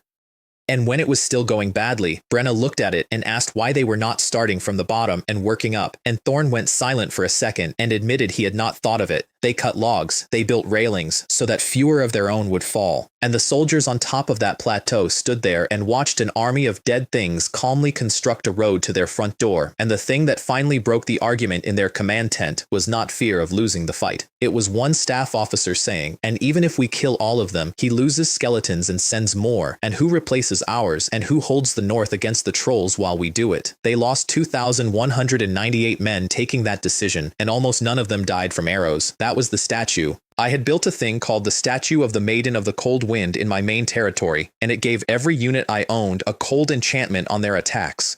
An orc up on that cliff would deflect an arrow, feel a chill go through him, lose control of his hands for 1 second while leaning over a 2,000-meter drop. They did not fall because we beat them. They fell because their fingers went numb. Mei Lin told me to go up the mountain to negotiate rather than making them come down, and her reasons were both cynical and correct. First, the reputation of the army still works, and if we are seen shaking hands with them, every frightened survivor still hiding in a hole becomes recruitable. Second, we cannot see their strength from down here. So we went up, and I drank tea with a colonel and talked about nothing, and Mei Lin went and asked a barracks full of lonely young men if one of them would show her around. She had the entire strategic picture by nightfall. They did not tell her a single secret. They told her ordinary things in enormous detail, competing with each other to be the one talking. 2,000 at the start. 1,000 now, because officers went first and died first. 3 to 5 territories at most, and trolls, and no way out, and no room to grow. Her recommendation was the coldest thing I had heard up to that point in my life, and I took it. Help them exactly enough that they do not die. Do not lease them troops. Do not sell them high-tier blueprints. Let them stay where they are, in a box, with an enemy at their back, until the only door left open to them is us. I said yes. I want to be clear that I said yes. And while I was up on that plateau, feeling clever, I saw something that made me feel like an idiot. They were running classes, basic drill for a group of people who were obviously not from Earth, and beside them, others being taught to read. Natives. They had found local people in trouble and taken them in and started teaching them. I had never thought of it. Not once. And when I looked at my own territory in my head, all those walls and towers and millions of soldiers, I understood the hole in the middle of it that I had been walking past for a year. Nothing living wants to live in my land, not natives, not even other people from Earth. My cities are full of skeletons, and my house has a basement full of coffins, and there is not one child anywhere in any of it, and there never will be, because my faction does not have children. I have the largest population on the continent and no people. I have tried to solve it twice. The first time I brought living workers into my main territory, volunteers from the groups Mei Lin had recruited, paid well, housed properly, with everything I could think of to make it tolerable. They lasted 11 days. Nobody was mistreated. Nobody was threatened. Nothing happened to any of them at all, and that is precisely the problem, because what they could not tolerate was the ordinary condition of the place. There is no noise in my city. That is the thing they all said afterwards, in different words. 500,000 units move through it every day, and none of them speak, none of them eat, none of them sing, none of them argue. There is footfall, and there is the sound of construction, and underneath that, there is nothing. One of them told Mei Lin that it was not frightening. He said it was worse than frightening. He said it was like living inside a machine that had been left running by somebody who had gone away. The second attempt was the fairies, and that one worked. And it worked because they are not from Earth, and their objection was different and could be negotiated with. But Pip is capped at 80, and the ones born in that garden come out at 80, and 80 is where it stops. So my capital will be what it is. And every living thing I now govern lives somewhere else, on a plateau or a coastline, or in an oasis, in settlements administered on my behalf by people who visit my city as rarely as they can arrange. I have built a country that nobody can live in. I did not decide that. Nobody decided it. It came attached to the ability I was handed on the first day by a voice that put words in my head and then never spoke to me again. I am going to come back to that. It does not go away. The negotiation itself was the strangest afternoon of my life, and I want to walk you through it, because I have never been so thoroughly outclassed in a room while technically winning. Zhou Jianli came out to meet us in uniform, not armor, uniform, pressed, correct, with the rank on it, on a plateau at the end of the world, a year after the country that issued it stopped existing. I said something about how he was a soldier and had always protected civilians like me, and I meant it, and it also happened to be the correct opening move, which is the only time in my life those two things have lined up. He said he had heard a great deal about me. He had not. He was being polite. And then we walked around his camp while he showed me the parts of it he wanted me to see, and I walked around it knowing that was what was happening, and he knew that I knew. Meanwhile, Mei Lin asked a barracks if somebody would show her around. I want to describe the mechanics of what she did because it was not seduction and it was not trickery, and calling it either of those things gets it wrong. She asked simple questions. She sighed at one point and said, "I envy you all. So many of you fell together. I was completely alone at the start, and it was very hard." And a barracks full of young men who had been living on a rock for a year fell over themselves to correct her. They did not tell her a single classified thing, not one. What they told her was ordinary information in enormous, competitive, generous detail, and she rotated through speakers one at a time so that no individual ever felt like they had said very much. By the evening meal, she had the strength, the structure, the timeline, and the enemy. 2,000 at the start, a little over 1,000 now, because when they were establishing themselves, the officers led from the front, and the officers died from the front. 3 to 5 territories at the absolute maximum, probably 2, 1 human and 1 orc, and trolls to the north. Grassland and forest, rich ground, enormous numbers, and the only reason that plateau was still in human hands was that the troll tribes hated each other more than they wanted the mountain. Then she gave me the recommendation, and I have already told you what it was, and I want to add the part I left out. I argued with her. I said it felt like taking advantage of people in trouble, and she did not shout at me, and she did not appeal to my self-interest. She said very quietly that the old order and the old country are both gone, and then she asked whether I would prefer that those 1,000 disciplined, trained, organized human beings ended up belonging to somebody else. And then she went back to the tent. What she thought privately, and what I learned much later, was blunter. She thought about the fact that I had not had any of these scruples when I took her territory while she was losing a valley, and she decided not to say so. She was right about that too. The negotiation proper was one woman against a general staff. Chief of Staff Joe had his whole table with him. She had nobody because I do not have anyone else who can do that work. I sat with the colonel and drank tea and talked about nothing because the two of us were the ones who would actually decide, and the noise was happening at the other table on purpose. She took them apart over the course of a day. They wanted to hire my troops outright, which she refused flatly and without discussion because troops on loan become experience, and experience becomes independence, and I did not want them growing. At one point, Joe went visibly red because his entire staff was being handled by one person and he could see it happening and could not stop it. Afterwards, I asked her how she had sat through 8 hours of that. She said, "This is nothing. I used to watch my parents negotiate for a month without stopping. I put a woman named Lin Shui in charge of the border fortress and market. 40s, former senior executive at a large company, extremely competent. And when I asked Mei Lin why she kept selecting women for these posts, she gave me a reason about ambition and manageability that I accepted at the time and have since decided was not the real one. The real one is that she was building a layer of the organization that reported to her, staffed by people who owed their position to her, and she was doing it in front of me with an explanation ready. I want to be very clear that I am not describing a betrayal. Lin Sui runs that fortress well. Every appointment she has ever made has been the correct appointment. She is simply also always, at every moment, building. The last thing I noticed on that plateau was the least important, and it is the one I still think about.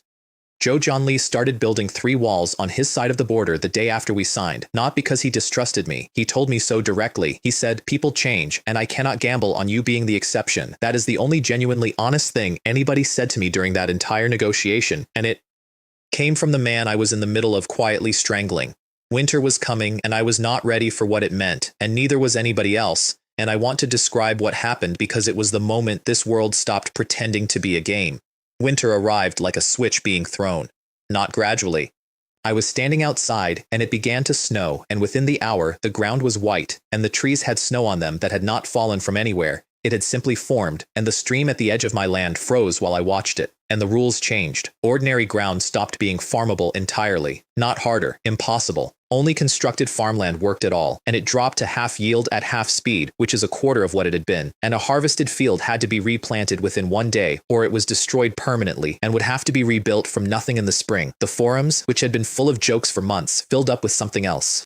I read a man explaining that the game had run out of animals in his forest, and that he had 100 mouths to feed and no food, and that if he did not solve it soon, his own people were going to solve it by eating him. And I read another man reply with a suggestion that I have not been able to forget. He said, "Start a war with the bandits nearby. It reduces your population without reducing loyalty." The first man said, "You learn fast. I am not that ruthless yet." Yet, that is what Winter did to us. Mei Lin refused to give anything away for free, and she was completely right to. And when a man swore at her in public, she blacklisted him inside a minute, and he was begging within 2, because by then she controlled enough of the trade on that continent that being cut off from her was a death sentence with extra steps. She said one thing in that argument that has stayed with me. "Everybody still talking on this board is fine," she said. "Look at who is not talking. The ones actually dying are the ones you cannot contact at all." That is when I understood how many of us were already gone. I went back and read the old threads that night, months of them. The board had been loud in the first weeks. Thousands of voices, arguing about everything, complaining about their abilities, trading recipes for making bread out of things that were not wheat, organizing meetups that never happened because nobody could reach anybody. And then it had gotten quieter, and I had experienced that as the board settling down. It was not settling down. I picked names at random and searched them. A man who had posted every day for 2 months about his farm, and then stopped. A woman who had been coordinating a group of 4 territories, who posted a map once, and then nothing. Somebody who had asked, in the middle of an ordinary technical discussion about wall materials, whether anybody knew how to treat a wound that had gone black. There is no obituary function, nobody announces it. The board does not tell you that a name has stopped existing. It simply stops appearing, and the conversation closes over the gap, and if you were not specifically watching for that person, you never notice. I do not know how many of us came through. I have never found a way to count. What I know is that the first time I looked at that board, there were more people arguing on it in an hour than I could keep track of, and that by that winter, I could read the whole day's traffic in 10 minutes. And the tone had changed. Early on, the arguments had been about fairness, whose ability was better, whether the system was rigged, whether somebody who had gotten fire was obliged to help somebody who had gotten a cabin. By that winter, the arguments were about supply.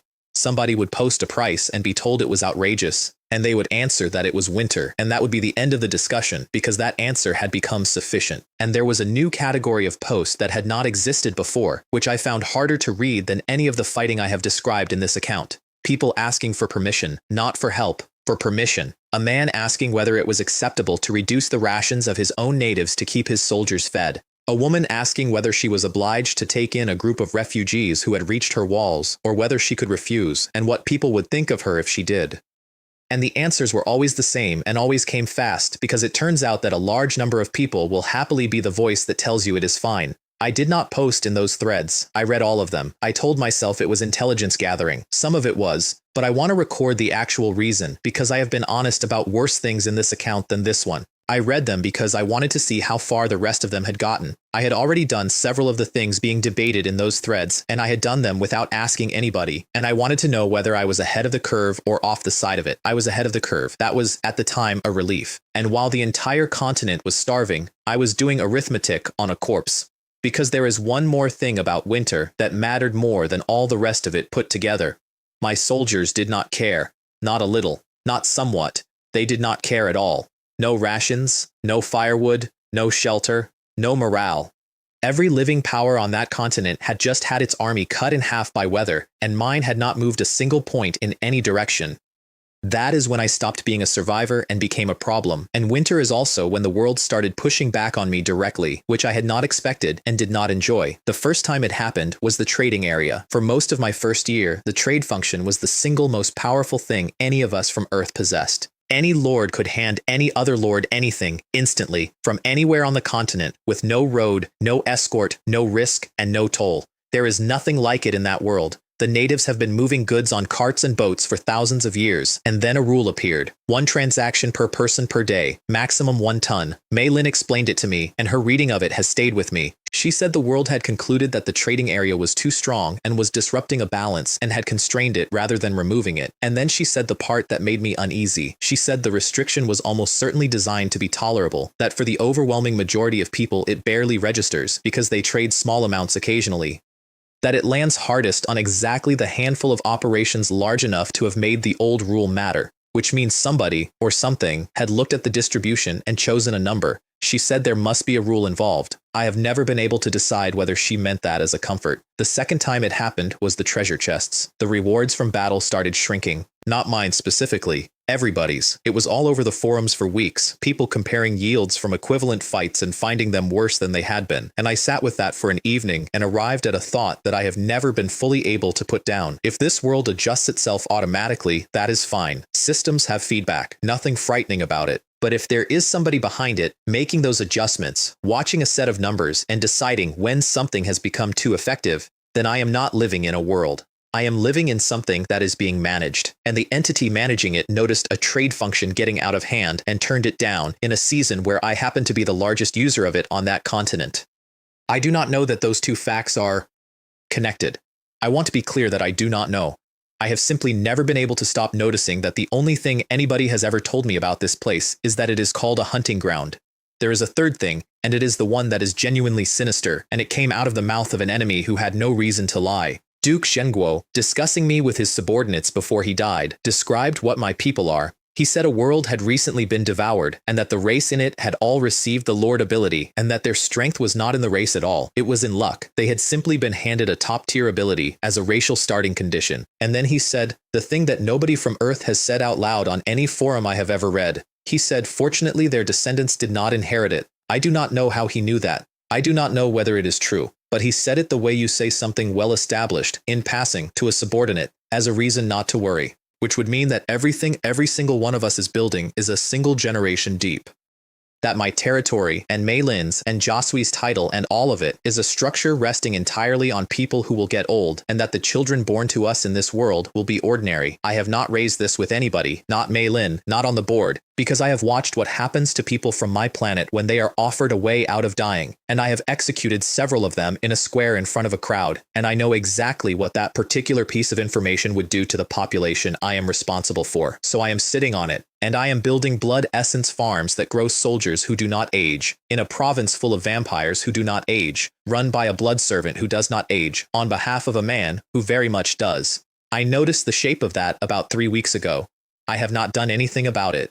Before the snow, though, there was the desert, and the desert is where I stopped being poor.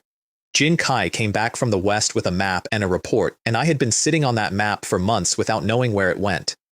It was a desert map, detailed, marked with mineral veins, and completely useless to a man who does not know which desert it belongs to. He had found the desert, and then he told me the part that made me sit up, which was where it was. The desert sits in the middle of the Blue Sand Kingdom, not beside it, inside it. A vast, dead region that a large and powerful human kingdom had looked at for centuries and decided was not worth the trouble of owning.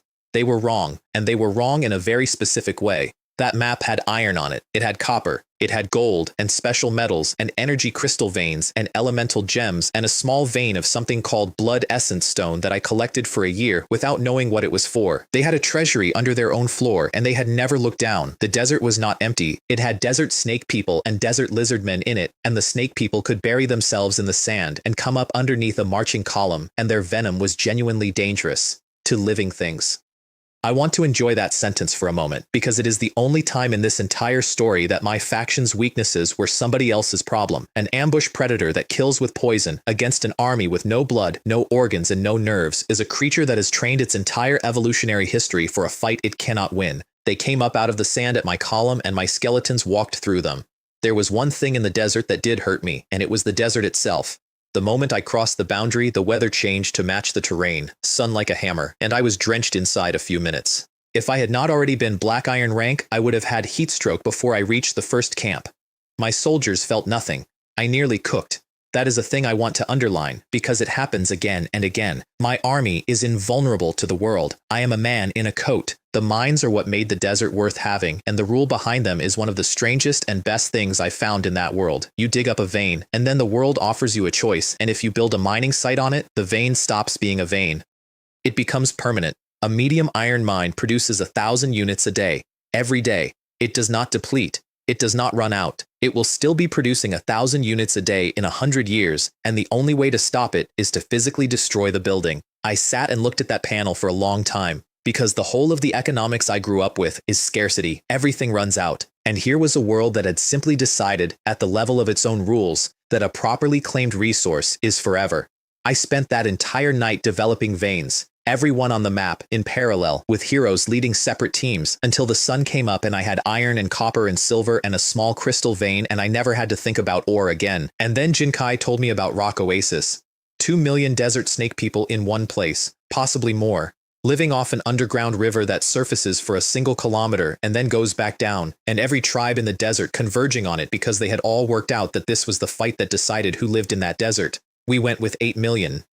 I have written that number down a lot of times, and it still does not feel like it belongs to me. 8 million soldiers formed into 3 arms, closing on an oasis from 3 sides with one side deliberately left open. And I want to tell you about the man who read that correctly, because he was on the other side and he was the only one who did. His name was Shadow Coil, a gray-colored snake man, which is rare. And among his people, rare coloring usually means weak, and he was not weak. He led a scouting group and they respected him. His own leader had ordered a blocking action earlier in the campaign that Shadow Coil had recognized as suicide, and he had simply not gone. And when we left the 4th side of the encirclement open, every one of his people looked at that gap and said, "Ambush." He said no. He said, "At this scale, a small ambush is pointless, and a large one we would have seen. Which means there is no ambush. Which means they want us to run so they can chase us down in the open." He went anyway. That is the part I respect. He worked out exactly what the gap was for, and he took it because he had already worked out the other half. He looked at the army around him, all those tribes crammed together, and he said the thing that decided the battle before it started. They think only of themselves and their own tribe. They cannot unite, so the only ending here is death. He was right about all of it, because the thing that killed the snake people was not my army. It was food. I rode up to the line the morning of the battle, and I looked out at them, and I saw something happening in the middle of that host that I did not understand at first. A lizard man on the ground, and other creatures on top of him, and he was still moving when they started. They were eating each other, in view of everyone, and the other desert lizard men watched with their fury visible on them, and not one of them moved, because they were not strong enough to. And I understood the whole shape of it at once. One oasis cannot feed millions. They had all come to the one place with water, which meant they had all come to the one place with a hard limit, and now they could not stay because there was nothing to eat, and they could not leave because there was nothing to eat on the road either. Their own army was a trap, and it had already closed. Jin Kai said something in that.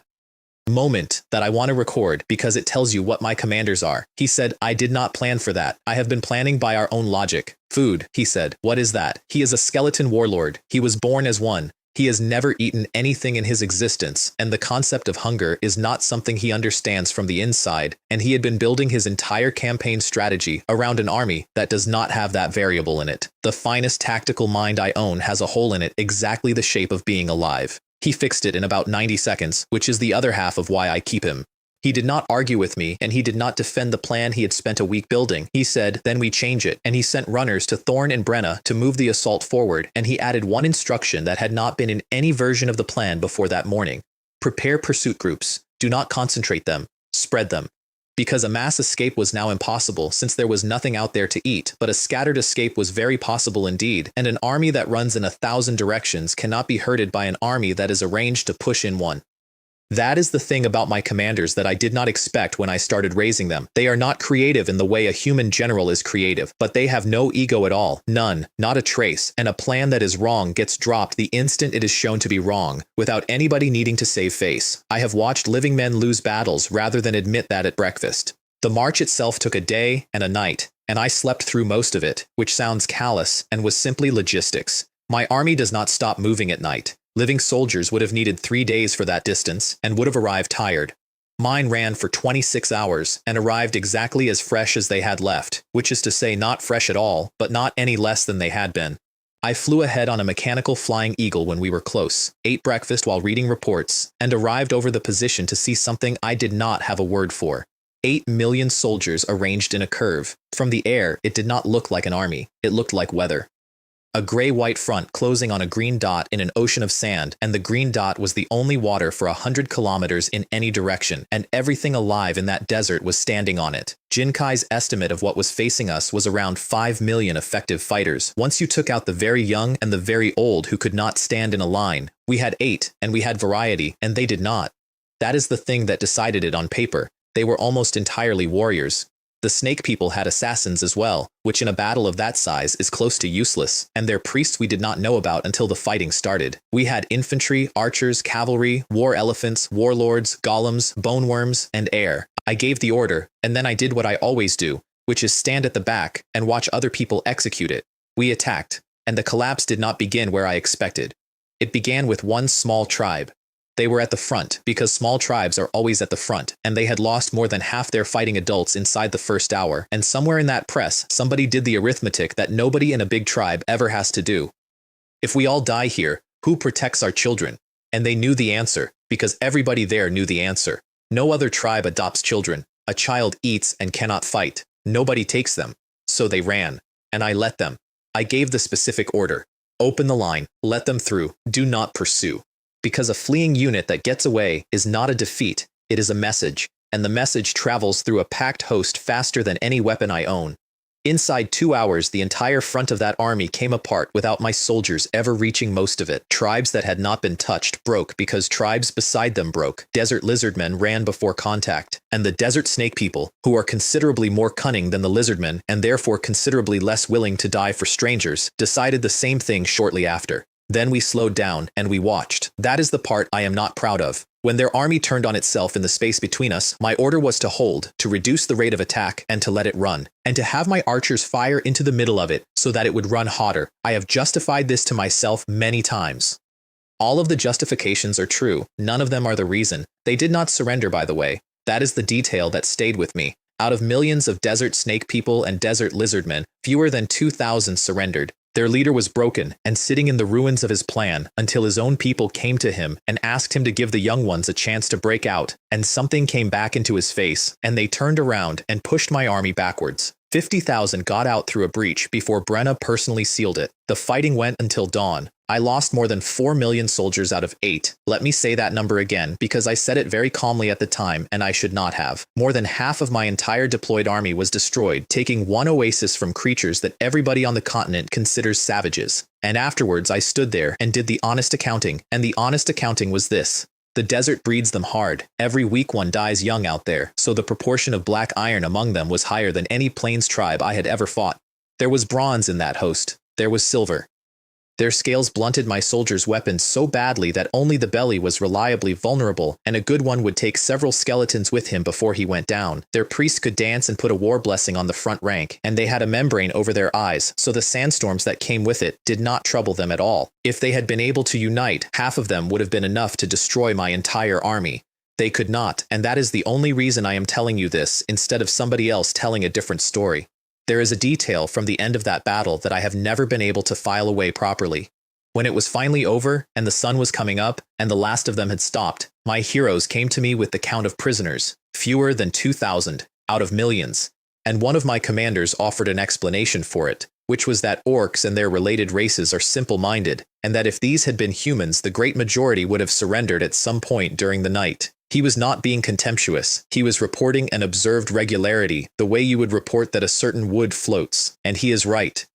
If that had been a human army in that encirclement, there would have been surrenders in the first hour and negotiations by the second, and a substantial portion of them would have walked out of it alive and into somebody's service. Humans are the ones who make the deal. I thought about that for a long time afterwards, because it is not the compliment it sounds like, and it is not the insult either. Every clever thing in this entire account was done by a human being. The mercenary company, the photograph of the frozen boats, the empty crates, the refugee infiltration, the blueprint bought for $1 million gold from a merchant who thought he was cheating me, the man who sold his own species for a chance at not dying. Every single one of those is one of us. 2 million desert creatures stood in a ring and starved rather than kneel, and I have never been able to decide whether that makes them fools. What I know is that I would have knelt. I would have knelt on the first day. I would have knelt before the first arrow. I have thought about it honestly, and I know exactly what I would have done in that encirclement, because I know what I did on the first night of the end of the world, which was sit down in the leaves and start doing arithmetic about how to survive. That is what I am. That is the whole of it. The desert people could not be beaten by anybody they could see, so the world sent them somebody who was not going to fight them at all, who was going to stand at the back and wait for their food to run out. I want the record to show that I understood exactly what I was doing at the time. I looked at that green dot in an ocean of sand, with everything alive in that desert standing on it, and I recognized what it was before the fighting started. It was not a battle. It was a siege that had put itself in place voluntarily. All I had to do was arrive. The reward for that battle is what changed everything. Nether God Tower, gold rank. I need you to remember the wall, the one about corpses, the one that said I could never field a soldier better than the strongest thing that ever died near me. The Nether God Tower breaks it. You put a skeleton in, you feed it spirit points, and it upgrades the bone, not the soldier, the material, all the way up to gold rank, which means I no longer needed to find powerful corpses. I could manufacture them. I read that panel 3 times, and then I read the requirements, and the world, which never gives anything away, had written the price at the bottom in the flattest possible language. Rune bricks, 10,000 advanced yin stones, 100 elemental gems, 50 energy crystals, 1 golden beast skull, 10 million spirit points, and a territory of city rank. I did not have a city, I had a town. And there is no arguing with that line, so the single most important object I have ever been given sat in my inventory, unbuildable, for a very long time, while I did everything else in this story specifically in order to earn the right to use it. That is what the desert gave me. Wealth, a wall broken and then immediately rebuilt 1 story higher, and a lesson about hunger. Oh, and one more thing which I laughed at. I ran a second disaster trial on an abandoned lord's cabin at the far edge of the desert, and I passed it, and the talent it gave me was called Quicksand Tunnel. I said something unkind about it out loud. I said, "What, am I supposed to dig holes? A well-digging talent would be better than this." Then I read it. 1 skeleton laborer and 2 spirit points per meter requires unbroken sand. You go in one end and you come out the other. I tested it with a scout bird and lost contact instantly. I tested it with a hero and he came out the far side fine. Then I got in myself. Something took hold of me and my speed went past anything I have a reference for, and then I was airborne at the other end and being set down gently, dizzy, with a feeling like motion sickness that was not quite motion sickness. 200 kilometers, under a minute, and a throughput of over 100,000 soldiers an hour, limited only by how wide I made the mouth. The army that had been too small to hold the desert became, in a week, embarrassingly too large. And then I did the thing in that desert that I am least comfortable telling you about. And it was not a battle. There were survivors. Desert snake people and desert lizard men who had surrendered or who had been caught in the sweeps afterwards, and there were not very many of them relative to what had been there, and I had to decide what they were for. I built them oases. That is a real blueprint. Wood, stone, and water, and you get a stable oasis with a small ecosystem in it, crops that will grow, animals that will live. You cannot build proper farmland inside one and the output is poor compared to real ground. but you can build a lot of them. And the line in the description that stopped me was this: even a desert maintained by the rules of the world is not unchangeable. So I put oases across the eastern desert and I moved the surrendered populations into them under guard, and I began what everybody involved understood perfectly well was not a rescue. I said it out loud to Jinkai, and I remember the exact shape of the thought because it arrived fully formed and I did not flinch from it. 3 generations, I said. In 3 generations, these people will not remember being anything other than mine, and they breed quickly, so 3 generations is a few years. That is not conquest. Conquest is a thing that happens and then is over. That is something slower, and I set it running deliberately with a timeline in a place where the people concerned had nowhere else to go and no water that I did not control. I have not stopped it. I want to be honest about that too. It is still running. The oases are producing, the populations are growing, and the 2nd generation is being born inside a system that feeds them. I tell myself that the alternative was extermination, because that was genuinely the other option on the table, and several of my commanders assumed it was the plan. That is true, and it is also the sort of thing a person says. The desert taught me one more thing, and it was about the rules rather than about me. I ran a 2nd disaster trial out there, on an abandoned lord's cabin at the far edge, and before I did, I found something in the sand near it. A body. Dried out, preserved by the heat, wearing clothes that were not from anywhere in that world. Somebody from Earth, not from my region, judging by the clothes. A foreigner, from a country I could probably have named if I had looked more carefully, who had fallen into a desert instead of a forest and had refused to give up his cabin and walk out, and had stayed with it until the desert finished the argument. I stood over him for a while. Every single thing I have built came from the fact that I sat down and read a panel instead of walking out into a new world. That is the whole difference between me and that man. Not courage, not talent, not the unique ability, because he might have had one of those too, and I will never know what it was. He picked a desert. I picked a forest with dead goblins in it. I buried him. I want that in the record. I could have used him. He was preserved well enough to raise, and he would have made a perfectly serviceable soldier, and there was a version of the arithmetic in my head that pointed that way. I put him in the ground instead, and I did not tell anybody why. That is the shape of my entire life on that world, if you want it in one line. I never once got stronger in a way that mattered. I got faster at moving things that were already mine. And I want to sit on that for a moment because it is the actual thesis of everything in this account, and I did not understand it until well after the desert. Look at the list of things that changed my situation. The trading area, which moves goods without roads. The quicksand tunnels, which move armies without distance. The spatial portal, which moves everything without either. The cross-sea bridge. The shipyard and the fleet. The material warehouse upgrade that lets resources transfer between my own storehouses without a single cart. Not one of those is a weapon.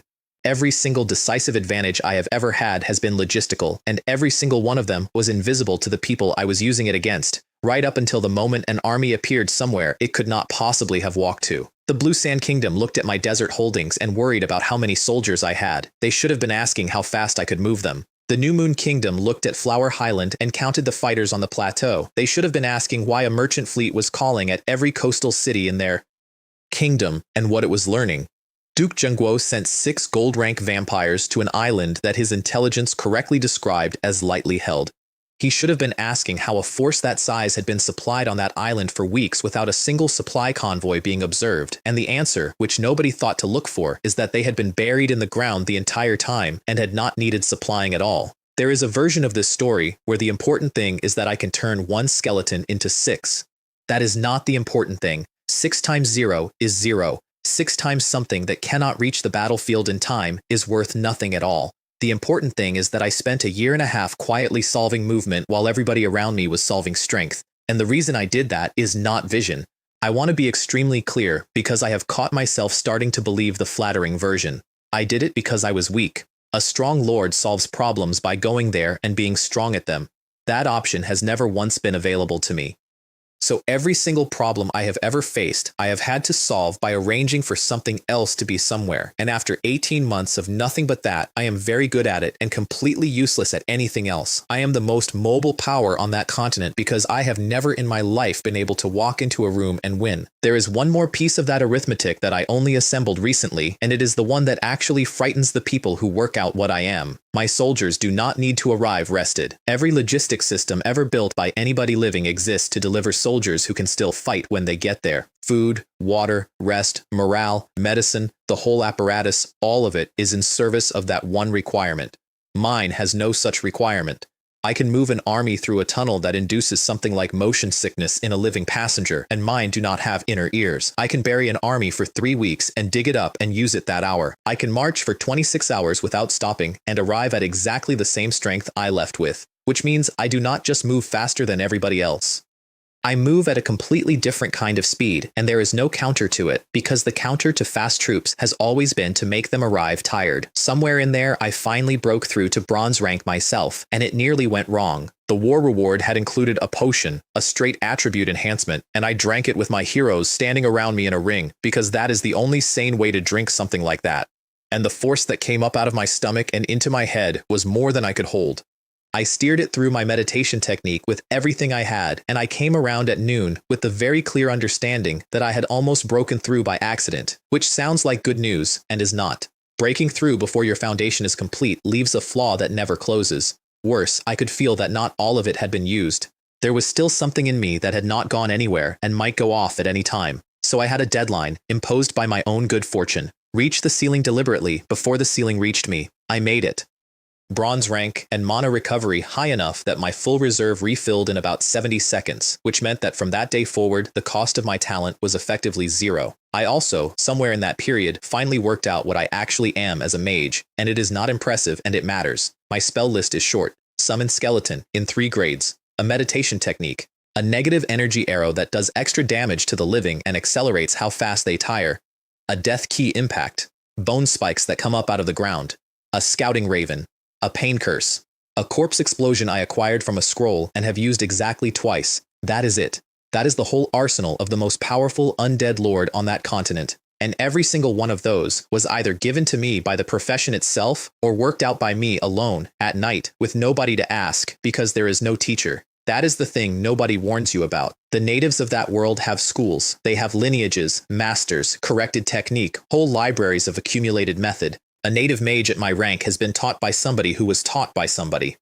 I have a panel and a great deal of free time, so I experimented and I hurt myself doing it more than once, and the specific way I hurt myself is worth recording because it is the sort of detail that kills people. When I pushed the bone spike spell to its maximum output, filling a 10-meter radius, I discovered afterwards that I could not cast it again. Not immediately. The magic output itself disrupts something, and there is a pause, and I did not know that until I was standing in a field with an empty hand wondering why nothing was happening. If that had occurred during a fight rather than during a test, I would be a footnote in somebody else's account. I made a note. Be careful with the large version. There is a gap afterwards, and I have no way to close it because closing it would require knowing why it happens, and knowing why it happens would require somebody to tell me.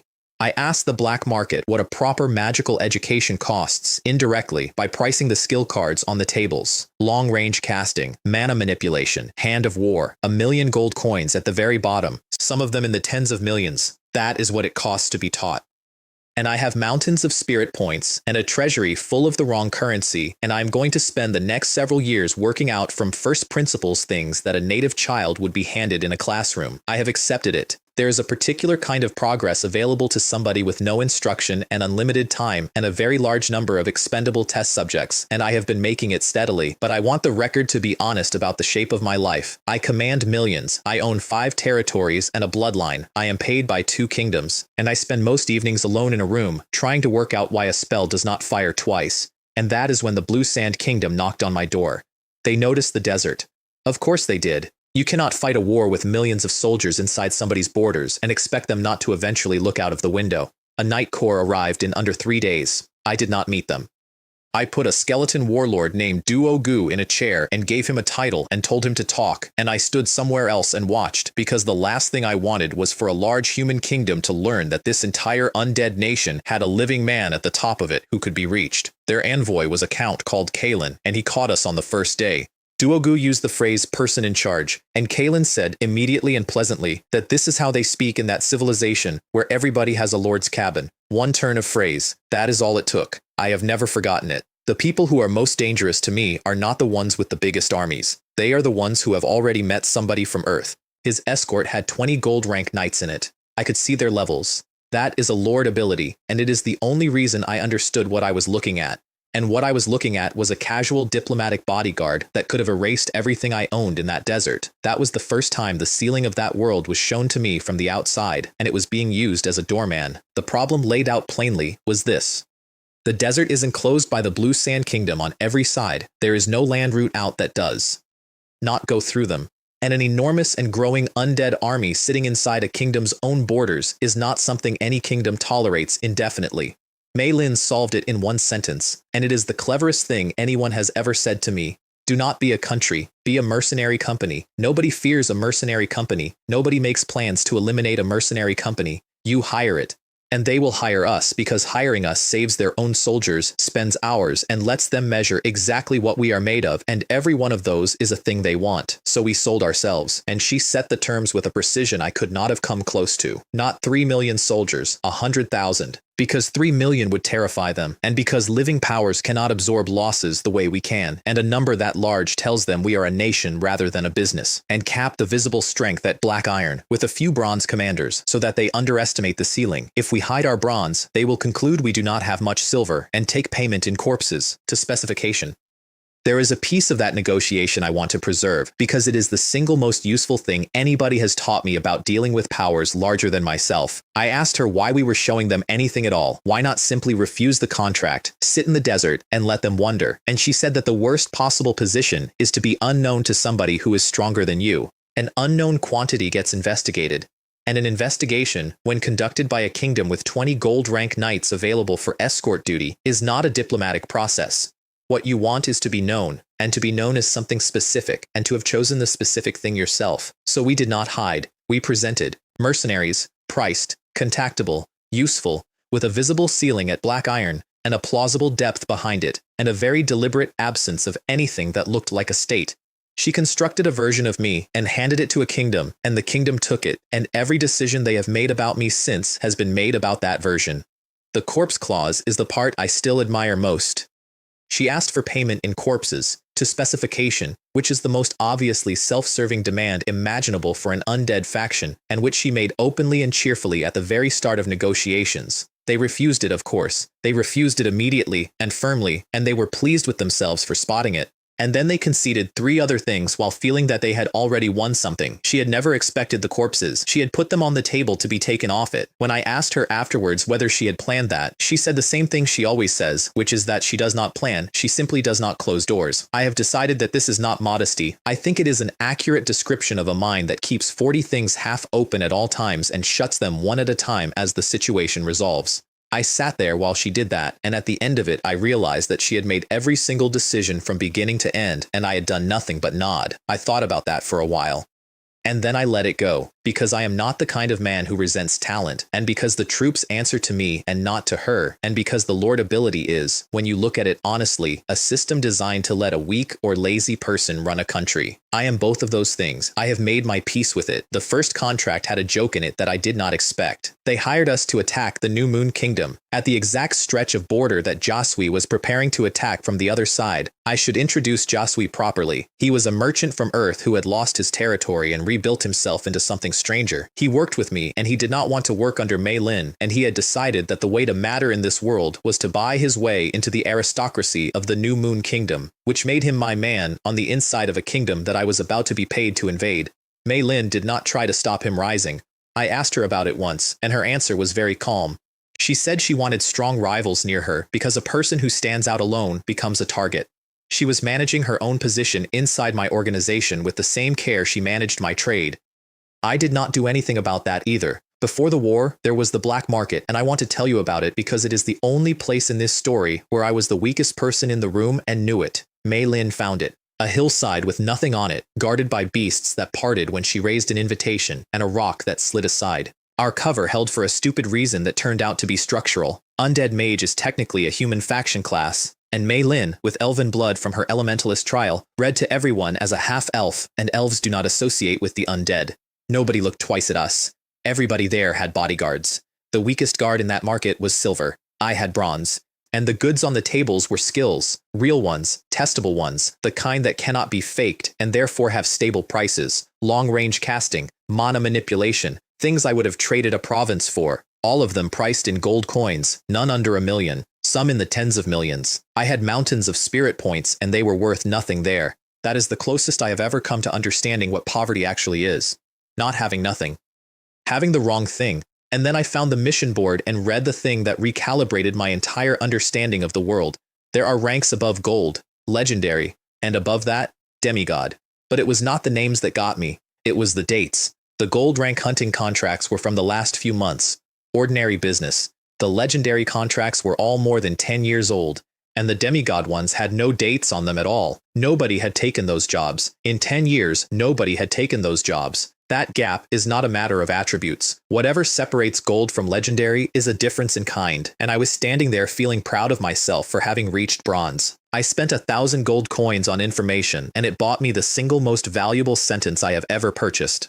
Northeast of the New Moon Kingdom, on a place called Flower Highland, there is a clan of vampires with a non-aggression treaty going back generations, more than 2,000 of them, at most 5 at gold rank, reachable only by sea. And then, because I am who I am, I spent 1,000,000 gold coins in the treasure chest casino. There was an old man outside who tried to stop me.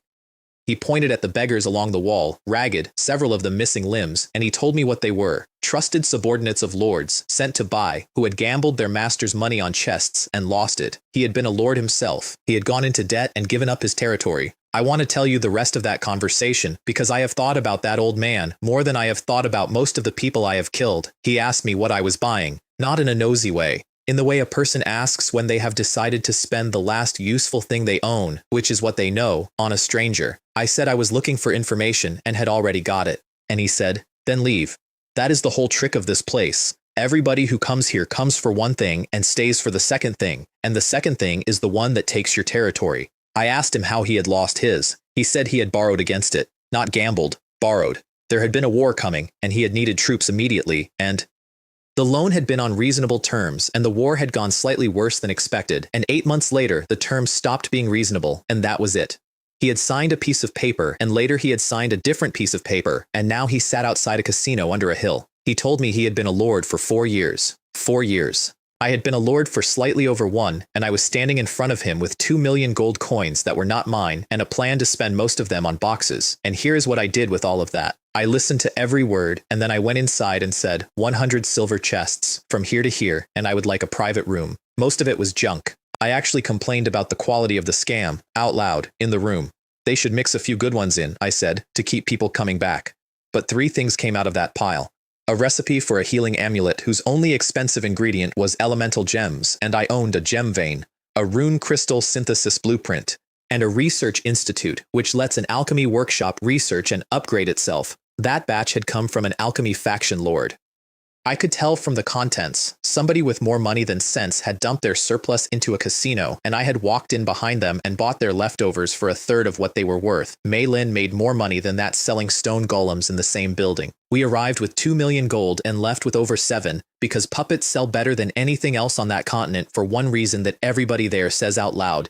You buy them once, they last forever, and they never betray you. She also remembered a stray remark I had made about the Research Institute and came back with gargoyle blueprints, weak, cheap, but with enormous upgrade potential, which is exactly what you feed an institute. I had not thought of it. She had.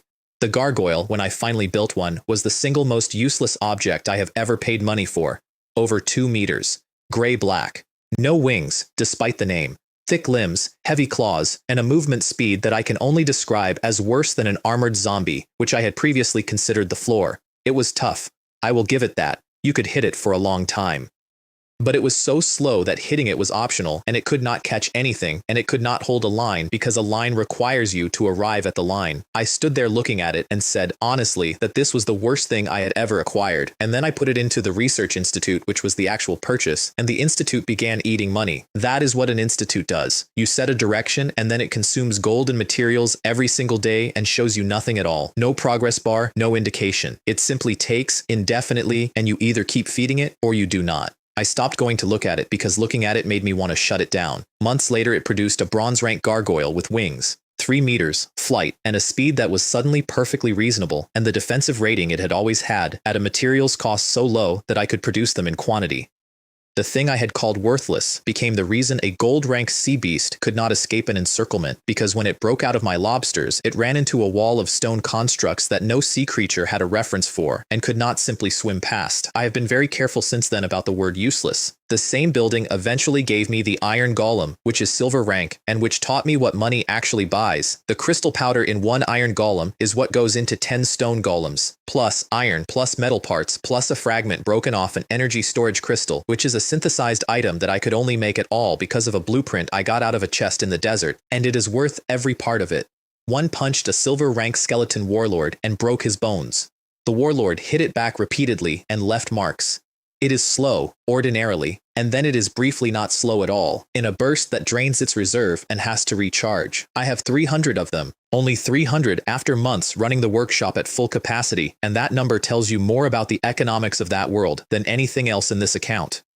I gave one of them to Josui, not to fight with, to stand next to him, because he was about to walk into a kingdom's aristocracy carrying a great deal of money and no name, and a merchant with money and no name is a solved problem for anybody with a knife. He wrapped it in a heavy robe and stood it among his stone golems so that nobody could see what was inside, and Ernino laughed at him for it and told him, "You can tell puppets by the way they move, why bother hiding them?" Ernino was right about the movement and wrong about everything else. Josui was not hiding that they were puppets, he was hiding that one of them was silver. Then she pointed at a stall with small caged creatures in it and told me to buy a garden. Flower fairies, palm-sized, doll-like, listless, and half-dead in a cage. I said they were decoration. She corrected me, told me the race has serious logistical potential, and that the thing actually worth buying was the mysterious garden card, a neutral building that any faction can use, precisely because flower fairies are too weak to have a faction of their own. 5 million gold.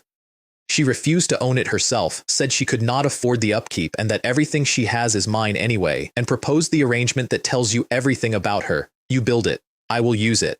When I got it home and opened the cage, the fairies did not run from me. They ran toward me. Because Lyra was standing there.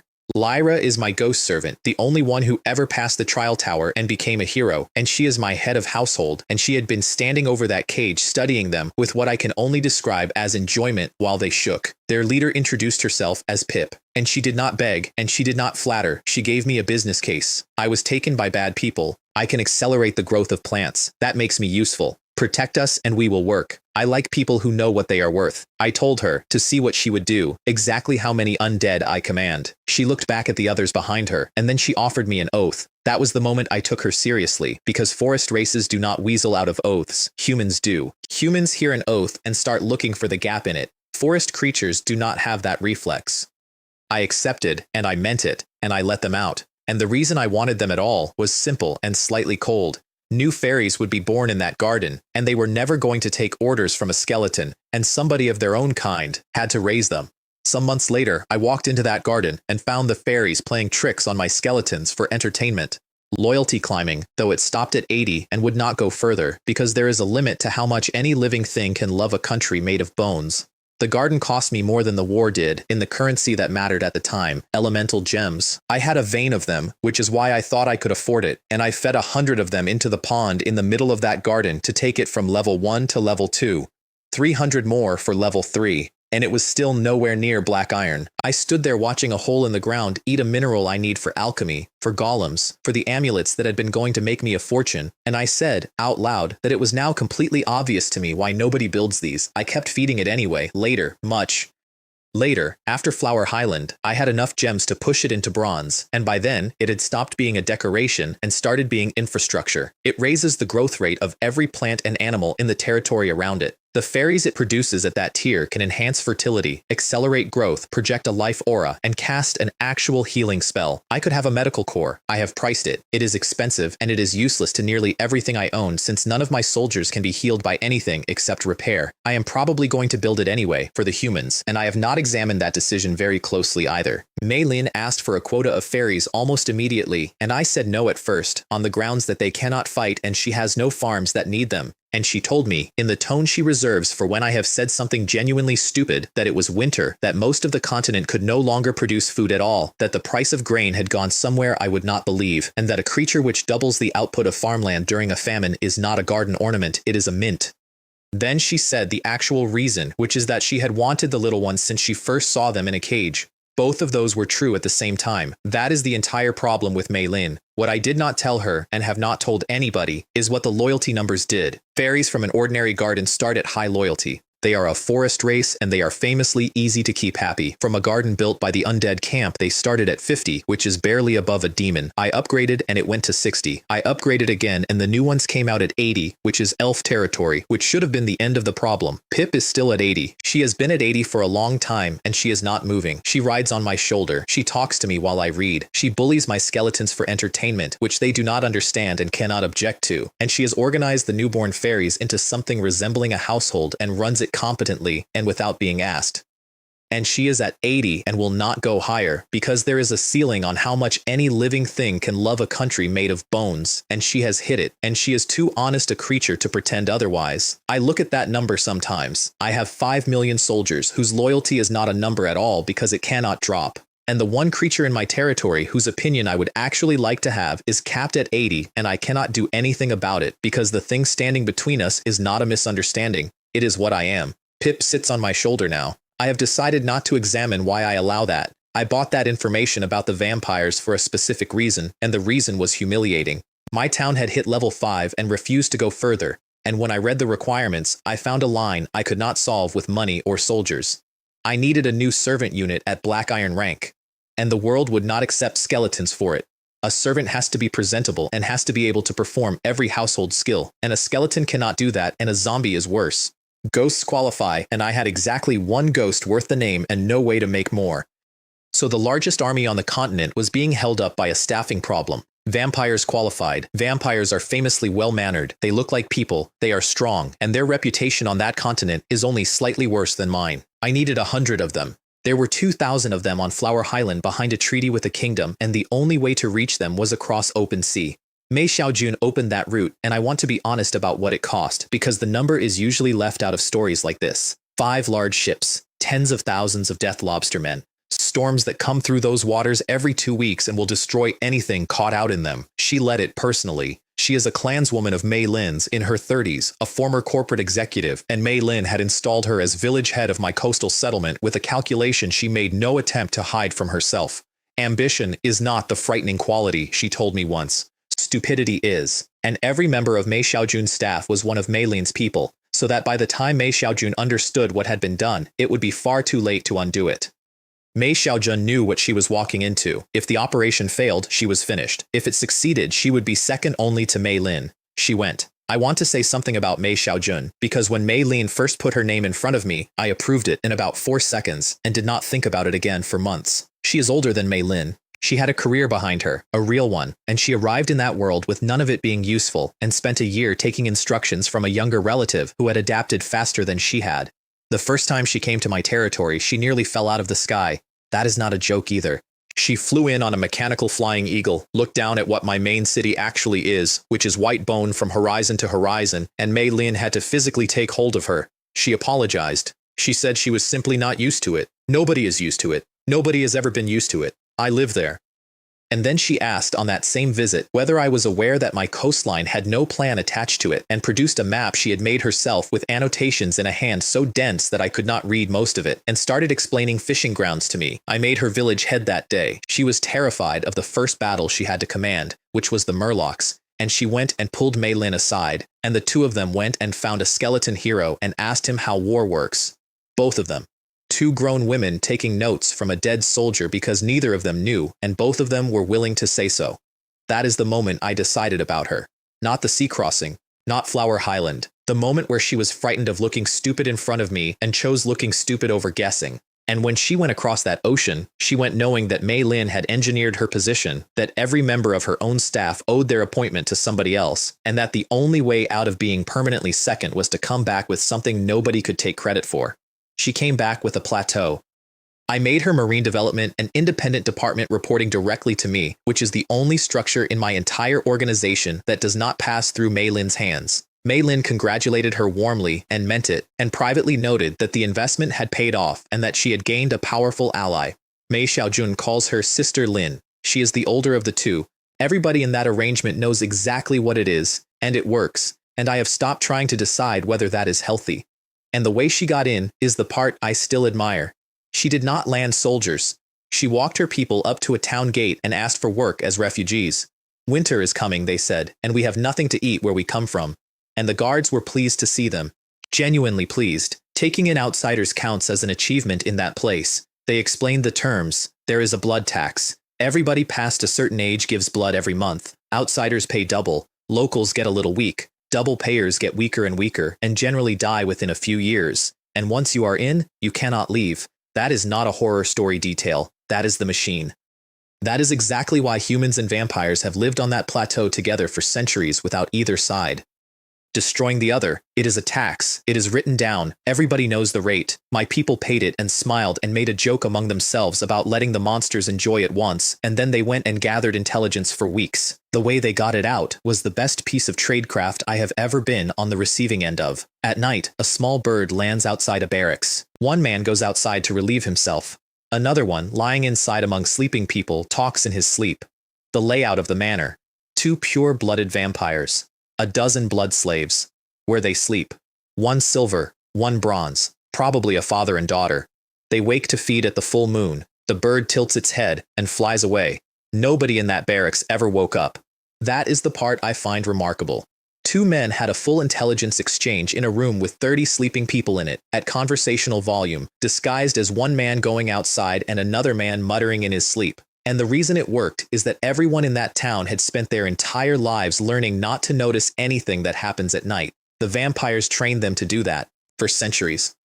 It was the single most valuable piece of security architecture that Plateau had, and it was the thing that let me take it. I built those birds for 1/100th of the cost of anything else in my army. 1 skeleton, 1 spirit point, 5 at a time. They look exactly like ordinary small gray birds. You cannot tell the difference unless you catch one and take it apart. She also kept her own agents deliberately ignorant of my side of the operation, in case any of them were captured and turned. 15 weeks later, she had 150 individual dossiers on named vampires, and she decided that waiting any longer was the greater risk. I want to be specific about why the whole operation worked, because it was not brilliance. It was one structural fact about that plateau that the vampires had built themselves into over centuries and could not see anymore. Nothing had attacked Flower Highland in living memory. That is the entire vulnerability. Everything else follows from it. Their patrols had stopped patrolling because there was nothing to patrol for. Their nights were empty because the local bat beasts had drifted away and nobody had noticed.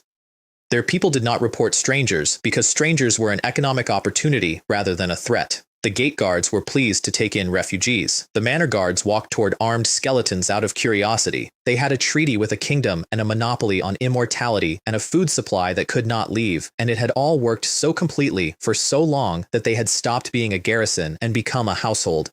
Meanwhile, my agents were paying a blood tax and taking notes. And the thing that let us bury an entire army under their feet was the same thing. Nobody digs on a plateau where nothing happens. Nobody looks. There is no reason to look. I have thought about that a great deal since I took the place, because I now own it. I have a plateau nobody has attacked in living memory, defended by things that do not get bored and do not stop patrolling and do not need a reason to keep looking. That is the only genuine advantage I have over the man I replaced, and it is not cleverness, and it is not virtue. It is that my guards cannot become comfortable. There is one more thing about the preparation that I want in the record, because it is the coldest instruction I have ever approved, and I approved it without hesitating. The infiltration teams were not told what my side was planning. They knew their own task. They did not know the timetable, the assault plan, the disposition of the buried forces, or the existence of blood servants at all. The stated reason was that vampires can turn a captured human, and a turned human belongs to the person who turned them, absolutely, at the level of the bloodline. So anything a captured agent knew was information I had handed to Duke Zhenguo personally. Which means I sent several dozen people from my own planet into a hostile province for 15 weeks, and I deliberately withheld from them the one thing that would have let them understand their own situation, on the grounds that any of them might become an asset of the enemy without being asked. They all knew that was why. It was explained to them. Several of them thanked us for it. The preparation is the part I would put in a manual. We buried the assault force. Literally buried it in the ground across the whole region, because only the undead can wait in a hole indefinitely without water, food, fires, or noise. Even the mechanical flying eagles went under the soil because they are not alive and nothing detects them. And when Mei Xiaojun asked why we were striking at night, given that vampires are nocturnal, the skeleton warlord explained it to her in about 4 sentences. Most of them are asleep at night anyway, because there are not many of them, and by local law humans are forbidden outdoors after dark, which means no witnesses, no interference, and a clean window to evacuate before morning. The raid itself took less than an hour across dozens of towns simultaneously. Bone vultures carried skeleton warriors and warlords in and simply dropped them from height, because a fall does not concern something that is already dead. The blood slave guards on the ground saw armed skeletons land in the courtyard and walked over to look at them. That is not stupidity. That is the most human thing in this entire story. Their masters did strange things at night. Attacking something by mistake was the more dangerous error. So they went to check politely, and they were killed without a sound. 2 coffins opened in the back garden of the manor. The old baron came out of one of them fast, and I mean genuinely fast, silver rank and centuries of experience. 3 silver rank skeleton warlords went at him at once, and one of them deliberately took a wound in order to slow him down. They pinned him to the ground, and he shouted his name and his rank at them, Baron Kale. He demanded to be treated as a nobleman. Nobody answered him, because nobody there had any concept of what he was asking for. They tied him up and put him back in his own coffin, and a mechanical flying eagle picked the coffin up and carried it away over the rooftops. The town heard all of it.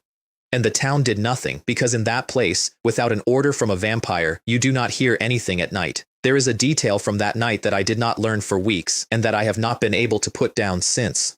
There were 2 of them in that manor. The Baron and a daughter he had turned himself, and my people had known that going in, because the man talking in his sleep had said so. She had been born on that plateau. She had never left it. She had never in her existence been attacked by anything, because nothing attacks Flower Highland. That is the entire point of Flower Highland. When the fighting started in the courtyard, her father knew immediately what it was. Centuries of that. He had been attacked before, more than once, and he moved like it. She did not know what was happening at all. My soldiers took her without difficulty and put her in the second coffin and carried her out with the rest of the cargo, and I converted her along with everybody else about 6 hours later, and I did not think about it for a single second at the time, because there were 162 of them, and I was reading a requirements panel. I have thought about it since. In one night we removed 162 vampire nobles, out of a population of fewer than 2,000. I need you to understand why that number is catastrophic rather than merely large. That population is capped deliberately. Every new vampire on that plateau requires approval. An unauthorized siring gets both parties hunted down and killed, and the reason is not tradition, it is arithmetic. There is only so much blood on that plateau. They had spent centuries carefully rationing their own numbers against their food supply. I took 1/10 of them in a night. The next morning, the human soldiers who found the empty manors were secretly delighted and could not show it, and they drew lots to decide who would report it, because reporting things like that gets people killed. The man they eventually woke was Duke Zhenguo. He has existed since the founding of that kingdom. Thousands of years. The kingdom has changed hands more than once. He has not.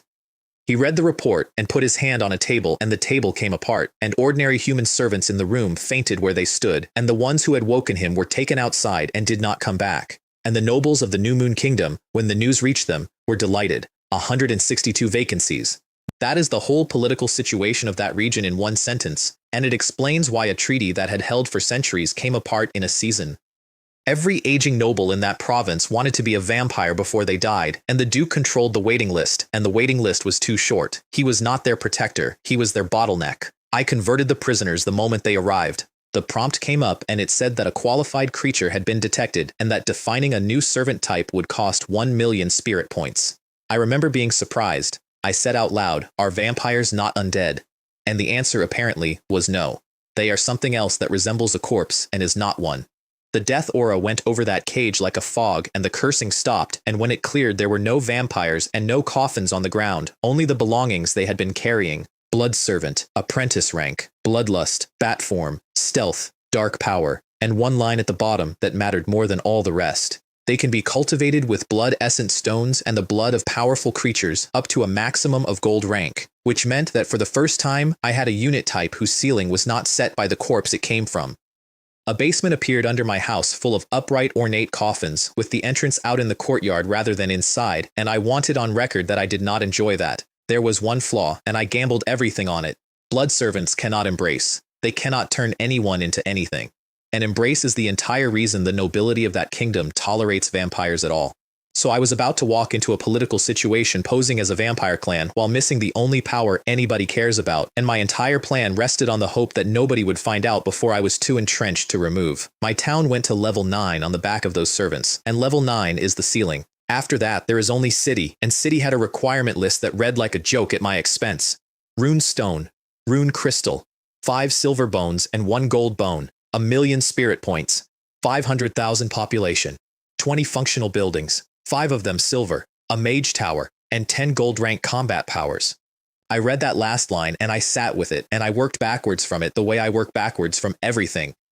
If the world is asking me to field 10 gold ranks in order to qualify, then the trial it intends to send at me will be made of gold ranks, not 10 of them. 10 is the entry fee, perhaps 100. No, disaster difficulty is never that generous. So I said the sentence out loud that I have been preparing for ever since, and my commanders wrote it down. Prepare for 1,000. No, prepare for 2,000 gold rank enemies.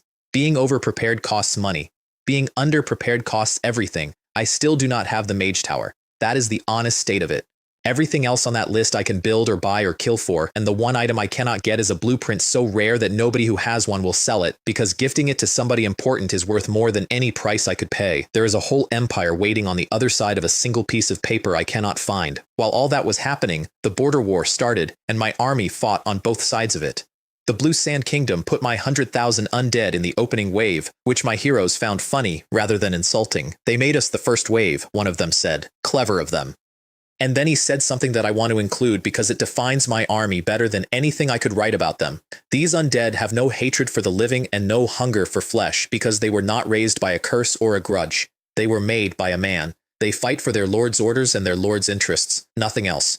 They took a valley fortress by going around the back of it. Every weapon in that fortress faced the valley. So my skeletons spent 3 days climbing the cliff behind it and then dropped onto the roofs. Some of them slipped on the way down and landed badly and got up with bones broken and kept swinging because there is nothing in a skeleton that registers a broken arm as a reason to stop. Half an hour. Total annihilation, not one surrender. Afterwards, one of my heroes said, with what I can only call respect, that those were elite troops and they fought to the end. And the one beside him answered, "We are the undead." Where would the undead get a sense of justice from? They decided not to demolish the fortress. They sold it to the Blue Sand Kingdom instead. At the border city, the only real threat was a magic core, and the man leading it was an old silver rank mage named Alara, and he sent his people away and stayed. He said, "This is my homeland. I will not retreat." 2 fireballs, 2 bone vultures down, 1 silver skeleton warlord destroyed instantly, another crippled and falling into the crowd. He killed 2 more silvers in the confusion before a warlord cut him in half. I have thought about him more than I have thought about most of the people who fought for me. He was not defending a kingdom. Kingdoms are abstractions and nobody dies for one at that age. He said homeland, and he meant the specific ground he was standing on, and he sent away everybody young enough to have somewhere else to be, and then he did the arithmetic that every mage does at the end, which is how many can I take with me? 4 silver rank commanders. That is what one old man cost me, out of a force that took a fortified border city in a night. And the thing I keep returning to is that he did it with 2 spells, not a duel, not a heroic last stand across a burning bridge. 2 fireballs thrown at the correct targets at the correct moment because he had looked at what was coming and identified the single most valuable thing in the sky and hit it before it landed. My people had come in on bone vultures, and I had deliberately mixed bronze and silver rank warlords together on those birds so that an observer could not tell which were which. He worked it out anyway, in the dark, in about 4 seconds. I asked afterwards whether anything had been recovered from him. A staff, a ring, notes, anything. There was nothing worth taking. He had been an old man in a border garrison in a kingdom that sends its best people somewhere else. I have a great many blueprints and a great many soldiers, and I have never once been in a position to do what he did, because there is nowhere on that continent I would describe as my homeland, and the place that was, is gone. There is one more thing about that campaign that I want to record, because it is the closest my army has ever come to saying something about itself. After the Valley Fortress fell, one of my heroes said that the defenders had been elite, and that they had fought to the very end without a single surrender, and he said it with what I can only describe as respect, and the one standing beside him answered, "We are the undead. Where would the undead get a sense of justice from?" That is not cynicism. He was not being bitter. He was making a factual correction, the way you would correct somebody about the weather. And then they went back to discussing whether to demolish the fortress or sell it. They sold it. That is my army. It will recognize courage when it sees it, describe it accurately, take no lesson from it whatsoever, and then negotiate the resale value of the building the courage happened in. I built them. I keep having to remind myself of that. And the wall came down because of something I did not order and did not expect. The siege ladders were only ever a distraction. The The skeleton soldiers at the base of that wall started climbing on each other, and the ones behind climbed over them, and within minutes there was a ramp of soldiers standing on soldiers, and the wall stopped being a wall. They built a staircase out of themselves. The terms of that contract are worth stating because they say a great deal about what I actually want. The civilian population was to be left alive and handed over. A city without people is an empty shell, and my employer knew it, but every piece of loot in that city was mine. And when the fighting was done, my heroes declined to push further into the kingdom on the grounds that it was not in our interest, which is, when you think about it, an extraordinarily strange thing for an undead army to say. And on the other side of that same battlefield, Josui was running the longest confidence trick I have ever been part of. The direction of the entire attack had been chosen for him. His instruction to my commanders was precise: drive the noble companies toward my position, put on a show, and destroy Ernino's company first, because Ernino is the strongest man out there. Ernino was the second son of a viscount, ambitious, brave in the way that is indistinguishable from careless, and he had raced ahead of everyone to collect glory. My army caught him in the open, took his puppets apart, and his hired men deserted him in the middle of the fight. Josui, meanwhile, had deliberately lagged at the very back of the advance, and every noble in that column assumed it was because they had snubbed him. Then Josui rescued Ernino. Then he rescued Alden, who was another lord's son with no inheritance, out there proving himself. Then he rescued one noble child after another, all day, while my skeletons herded them toward him in a controlled pattern that he had drawn on a map the night before. More than 70% of all the nobles who came home because of him. 5 never came back at all, and fewer than 30% of the ones he saved came to thank him. The rest decided he had merely done his duty, or that they would have escaped anyway, or in a few cases went and said poor things about him. His only comment was a shrug. Our nobles not like that. It cost him real blood, incidentally. More than half his puppets were destroyed and the survivors were all damaged, and there was a moment where he came close to deploying the iron golem I had given him, which would have revealed silver rank combat power in the hands of a merchant and ended the entire operation. The prize was not gratitude, it was never gratitude. He said one sentence in a tent, quietly, at the right moment: if only we could find a market, I could bring in a large number of puppets. And Ernino and Alden fell over each other to provide him with one, and to convert his rescue credit into a title, because they wanted a share of that trade. He sold them puppets at a markup, which they marked up again, and everybody believed they were getting a friendly price because wartime puppet prices are normally 5 times that. They carried empty boxes around to make their spending look larger than it was, and they never worked out that Josui was carrying more empty boxes than either of them, and a large portion of what they paid was quietly exchanged for troops that were already his. They bought his own goods with their own money, and then felt indebted to him for it. What the crown gave him for all of that was the lowest real rank there is, Lord. Not hereditary. It decays with each generation until his grandchildren are ordinary knights. One of his men was furious. By the letter of the law, he said, we earned a 3rd-class barony, and Josui told him the truth, and it is the most honest thing anybody says in this entire story. If we could not keep supplying them, no amount of merit would have got us more than a knighthood and a bag of money to settle the account. The empire cannot allow commoners to rise easily. It controls the number of nobles on purpose. The nobles arrived at his tent with gold before the appointment papers had even been issued. Because until those papers exist, an appointment can still be revoked with a suitable excuse. He knew exactly how thin the ice was. He always did. And the thing that made the whole scheme work was not the puppets or the rescue or the markup. It was a detail so small that I would never have thought of it. The boxes. Ernino and Alden bought from Josui and sold on to the other nobles, and they needed everybody to believe they had spent enormous sums doing it, because the size of your visible investment is the size of your visible commitment. So they brought crates that had nothing in them, rows of them, carried by servants, unloaded with appropriate effort, stacked where everybody could see. And the difference between what they had actually spent and what they appeared to have spent went quietly into buying more puppets for their own companies.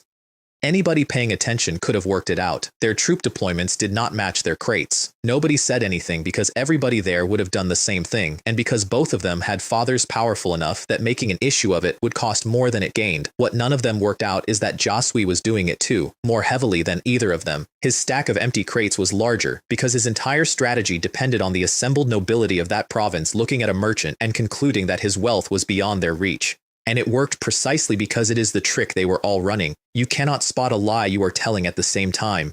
By the end of that season, the 3 of them were the leaders of the noble alliance on that stretch of border. Josui was ranked above both of them, on the strength of a title he had been given reluctantly, wealth that was mostly mine, and a rescue operation I had staged. I asked him once, over the trade channel, whether he found any of it difficult. He said the difficult part was the ones who came to thank him, not the ones who slandered him.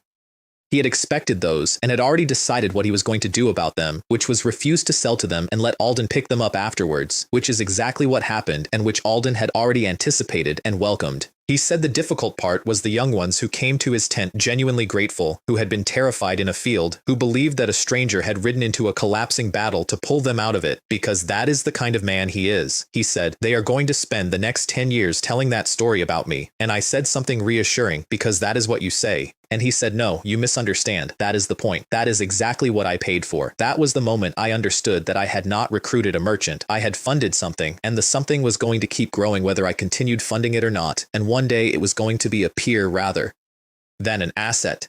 Mei Lin has understood that since the day I sent him west. It is, I am now fairly sure, why she encouraged it.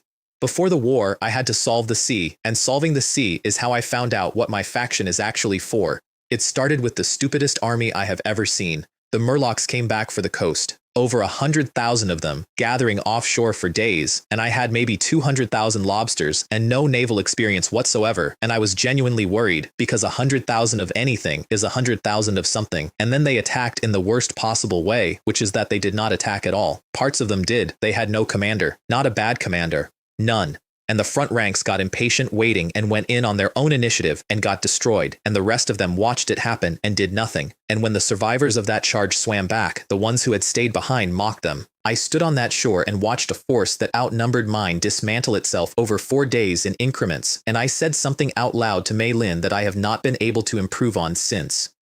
I said, individually they look terrifying. In a group they are worthless. She said the sensible thing in return, which is that we should be grateful because if all 100,000 had come at once, we would have had a genuine problem. We finished it at dawn. Mei Xiaojun picked the timing, and it was her first battle, and she picked it correctly, and her reasoning was better than mine would have been. Murlocs sleep at dawn regardless of whether they are nocturnal or diurnal, because it is simply when they sleep, and they do not post pickets, and they do not have anything resembling a watch rotation, because those things require an organization, and they do not have one. So we went in at first light. The lobsters used their head spikes and went through the water like ordnance, and they secreted a paralytic through their shells that had been developed out of an aquatic plant my people had found growing about 400 meters from where the Murlocs had been living for generations. That is not a metaphor. The thing that beat them was a weed in their own front garden that they had never once thought about, and that is the whole lesson of the ocean, and I want to say it plainly. Numbers are not an army. Bodies are not an army.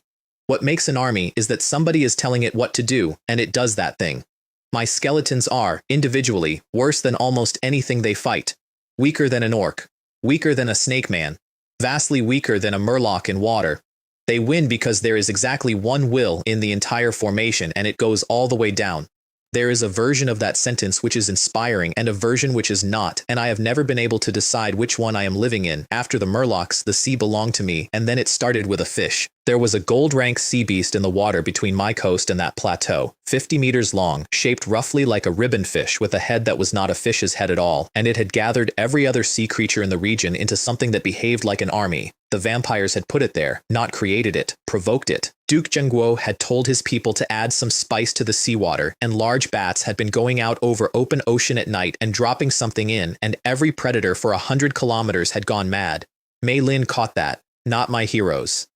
My heroes are the finest tactical minds I own, and not one of them thought twice about it, because the concept of an enemy poisoning an ocean to manufacture a distraction is not in their vocabulary. She noticed that large bats were being seen over deep water, where large bats have no business being, and she had one followed and then shot down, and it was not a beast, it was a vampire. My order to the fleet was not to win that fight. I want to be clear about that, because it is the strangest order I have ever given, and it decided everything afterwards. I told them I needed the corpse, because the Nether God Tower requires a golden beast skull and gold bones, and the entire ceiling of my faction was sitting behind that one requirement, and there was a gold rank animal in my water making a nuisance of itself. The thing I had been afraid of my whole first year had become a shopping list. They did not kill it with strength. Nothing I own can do that. They killed it with arithmetic. Death lobster men, which are cheap, went in first and let themselves be swallowed, because every one of them had been filled with a toxin that releases on death. That is not a tactic anybody sane invents. It came out of an offhand remark my own general made about cargo capacity and a much worse idea I had immediately afterwards. Then they let it burn its magic. That is the whole method.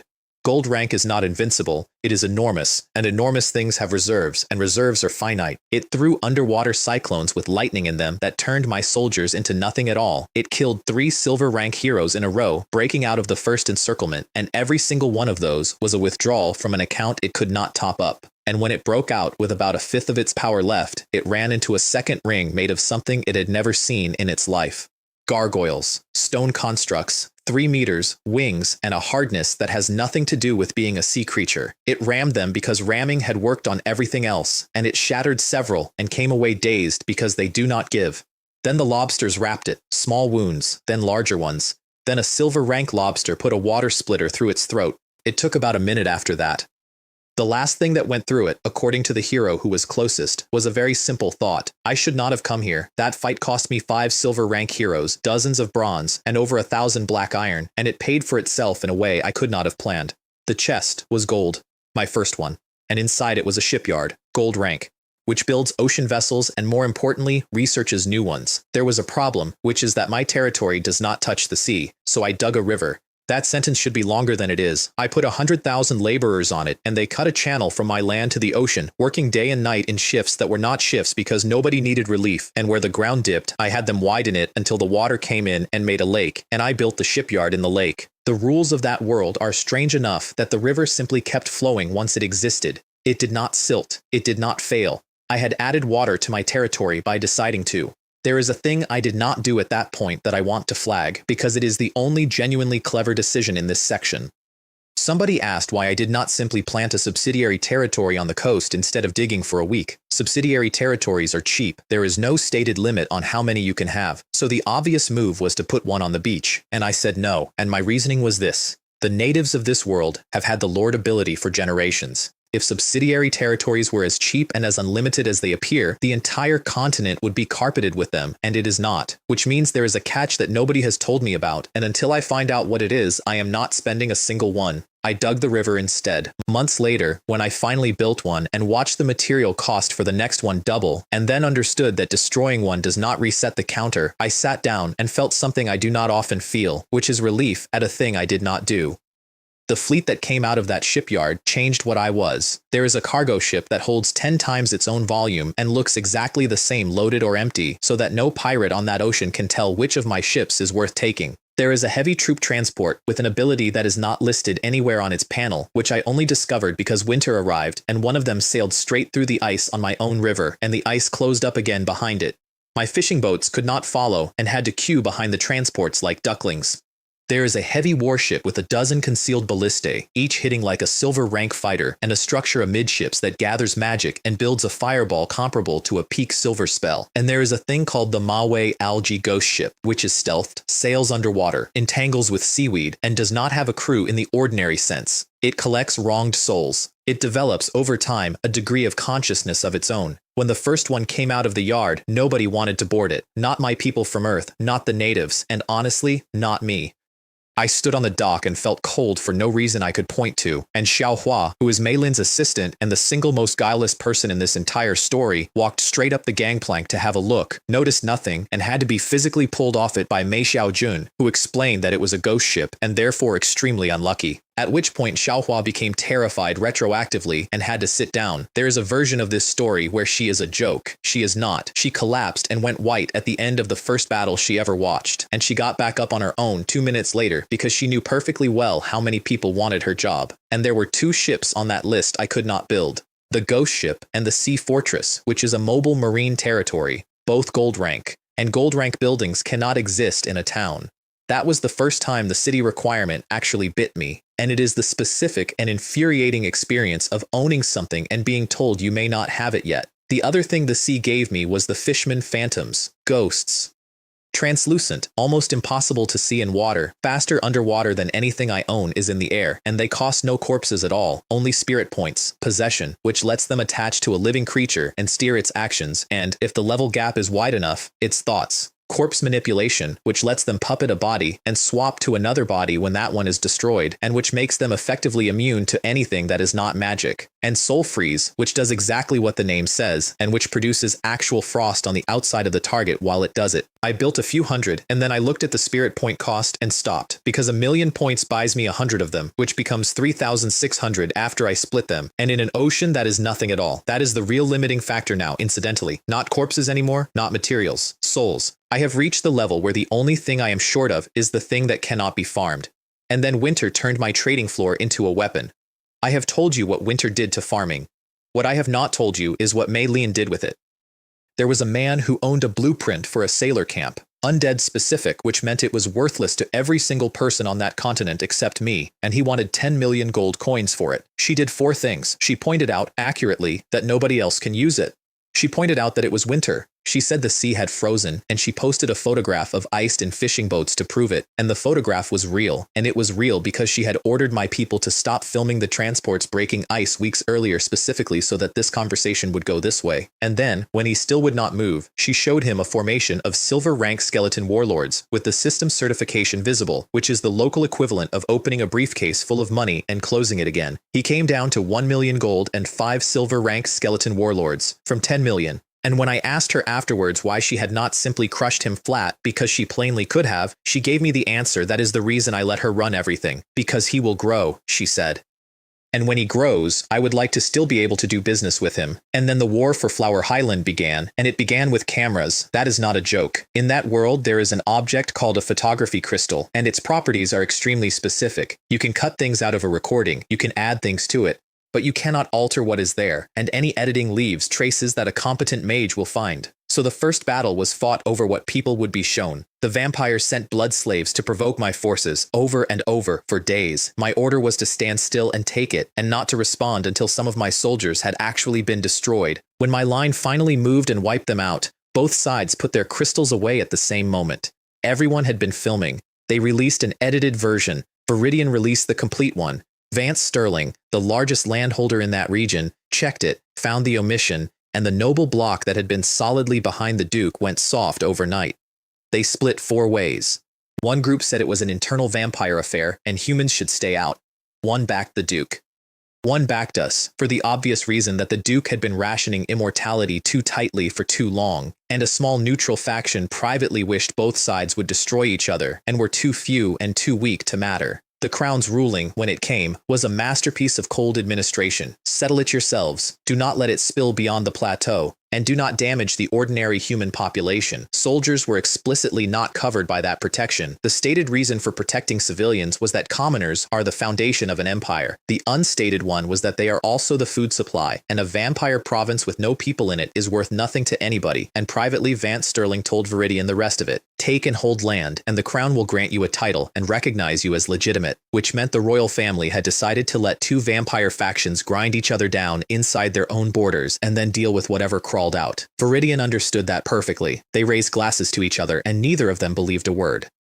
Kalin made Viridian the Baron of the Flowers, deliberately choosing a name that echoed the Duke's own, so that coexistence between them would become impossible. Then Jin Kai built a bridge across the sea. I had waved that idea away. He had mentioned wanting to build a bridge, and I had said something like, yes, fine, do that, and gone back to my spellbooks, because I did not understand what he was proposing.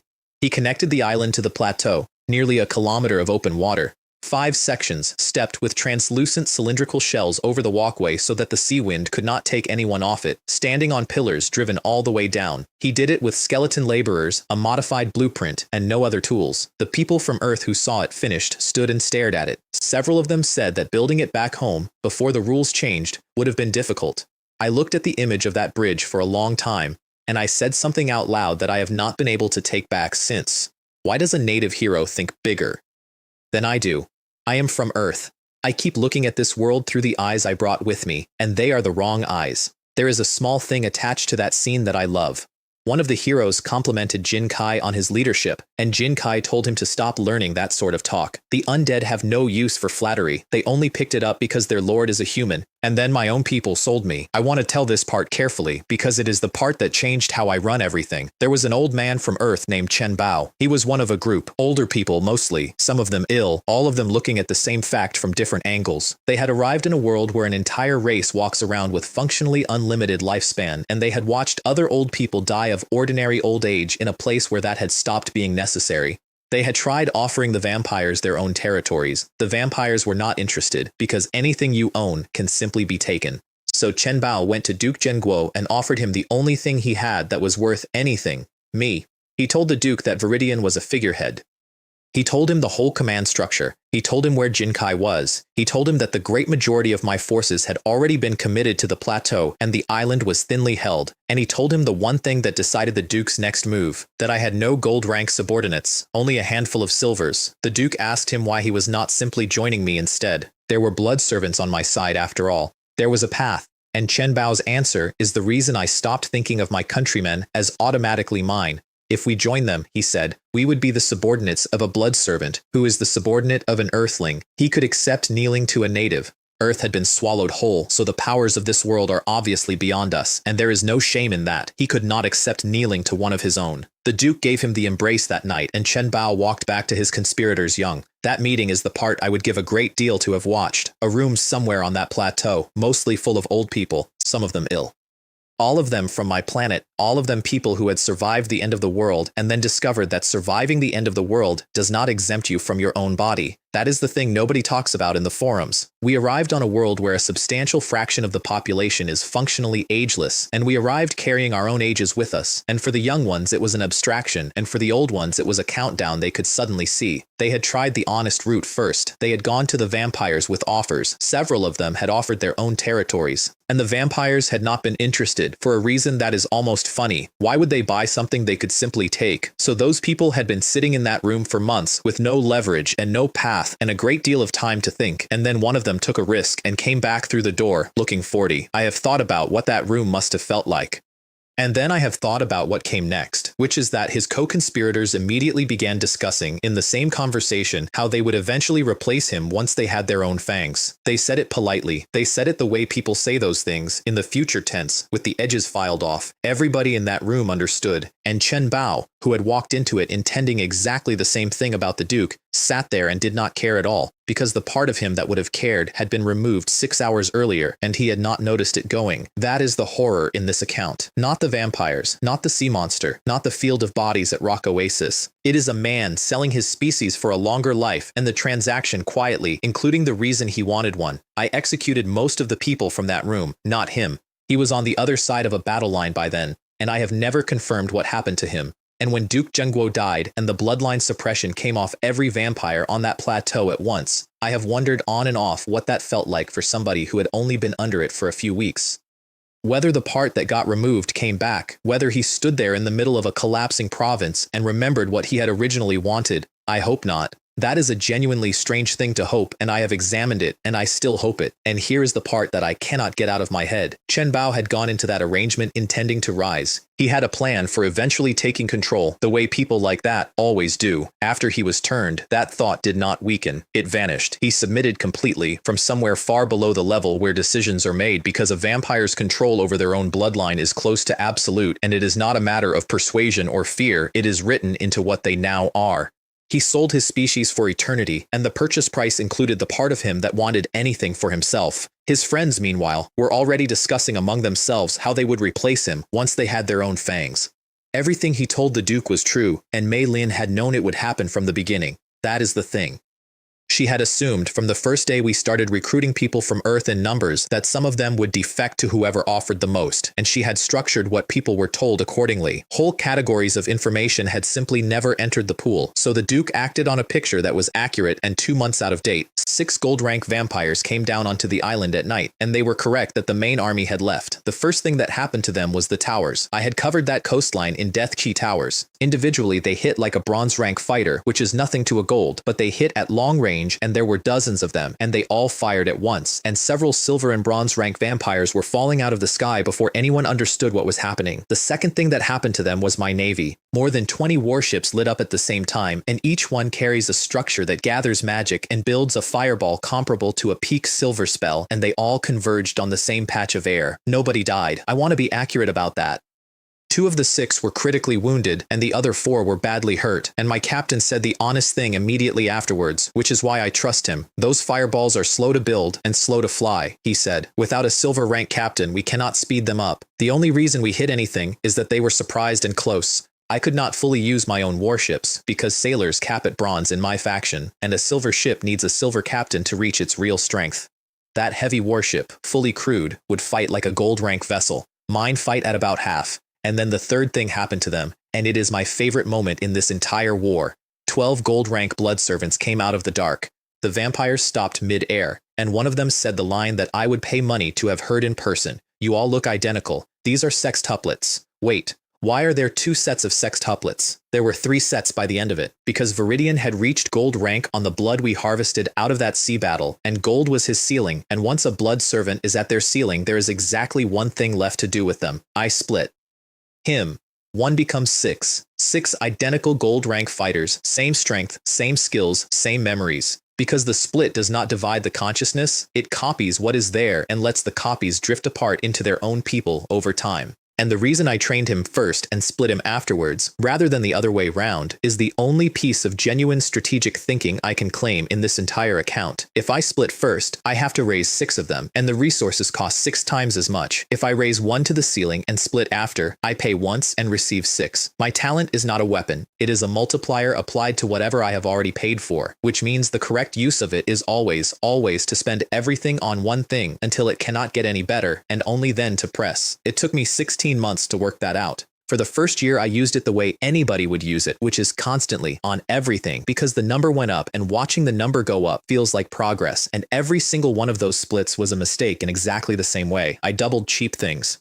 I doubled apprentice rank skeletons that were going to be destroyed by the first serious opponent they met, and I felt productive doing it, and I was manufacturing chaff at industrial scale. The correct thing to have done from the first week was to hold the talent in reserve entirely and spend everything I had on making one unit as good as it could possibly be. I did not, because holding a power in reserve does not feel like anything, and using it does. That is the whole of it. The most powerful ability on that continent was in my hands for a year, and I got perhaps a tenth of its value out of it, and the reason was not that I was stupid. It was that pressing the button felt better than not pressing it. Viridian, when I first asked him to assess himself honestly, had told me flatly that he would lose to a vampire who had only just reached gold. Blood servants are not a combat class, and he knew it. So I made 6 of him. And then later, more. None of them individually could beat those vampires. It did not matter in the slightest. I want to talk about Viridian properly, because he is the only creature I have ever made that I have had a conversation with about what he is.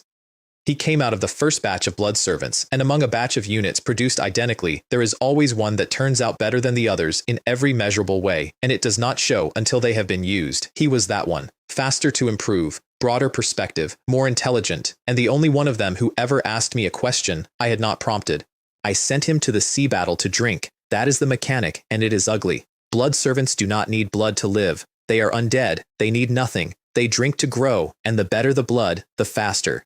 And when the water off that island turned red with a gold rank animal in it, my lobsters pumped the blood into their own bodies and carried it ashore to be purified, and I had a queue of blood servants waiting for it. Viridian chose to drink bronze rank blood, deliberately. Higher grade blood would have taken him further faster, and he refused it, on the grounds that it was wasteful, and that bronze was the efficient tier for what he needed. My unit made a procurement decision about his own body. He broke through to silver in front of me.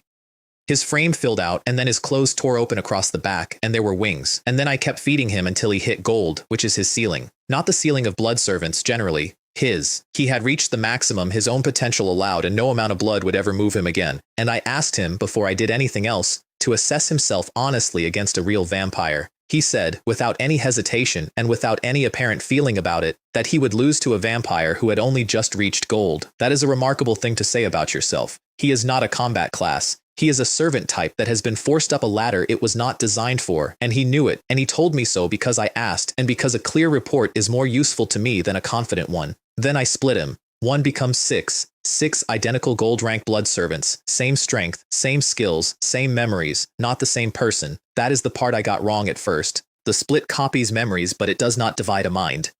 Each of them came out with everything he had experienced up to that morning, held the way you hold something you read in a book rather than something you did, and from that point they began drifting apart into separate people. They are already different. 6 months on, 2 of them are noticeably more cautious than the others, and one of them talks more than any blood servant should. And when I told them to sort out their own names because I was not going to number them, they looked at each other, and I left the room because I did not want to watch 6 identical faces work out which of them was going to stop being Viridian. The sequencing is the whole point, and it is the only genuinely good strategic idea in this entire account. Raise 1 to its absolute ceiling, then split, not the other way round. If I split first, I have 6 units at the bottom of the ladder, and I have to pay for 6 climbs. If I split last, I pay for 1 climb and receive 6 finished results, which means my talent is not a weapon. It has never been a weapon. It is a multiplier that I apply at the last possible moment to the most expensive thing I own. And it means the correct way to run my entire faction is counterintuitive, and I did not understand it for over a year. Do not spread resources. Concentrate them obsessively on a single unit until that unit cannot be improved by any further expenditure, and only then press. When the 6 of them told me that even together they could not take those vampires, I said we would use the army as well, and that losing a few more silver rank soldiers was acceptable since the other side did not have many gold ranks anyway. And I remember being mildly annoyed that none of them said anything encouraging. They cannot. They were sent to a battlefield on the day they were created, and they have never learned any of that. They are direct and they are honest, and they will tell you the true thing in the flattest available words. It occurs to me now, writing this, that I have surrounded myself entirely with creatures that are incapable of flattering me, and that this was not a decision I made. It is simply what the dead are like. Duke Zhenguo came for Viridian himself because he wanted the prestige of personally removing the enemy leader, and he brought only low-ranking kin with him for the same reason. He found a gold rank standing in the courtyard waiting for him. That damned human lied to me, he said. You are not a puppet at all. And Viridian did not answer him, but I know what he thought because he told me afterwards in the same tone he uses for supply reports. He said, I am a puppet. I am my master's puppet. Nobody else has that honor. The Duke started doing arithmetic that came out wrong in every direction. Who uses something this powerful as a figurehead? Were the humans lying to me, or was somebody lying to them? Is it actually possible for a race that arrived here a year ago to have built this? And while he was working through that, Viridian raised a hand, and more blood servants stepped out of the dark, all of them equally strong, all of them wearing his face. 18-1. They were not better than him. He found that out in the first exchange. Their technique was thin, their repertoire was small, and he had been alive since before that kingdom had a name.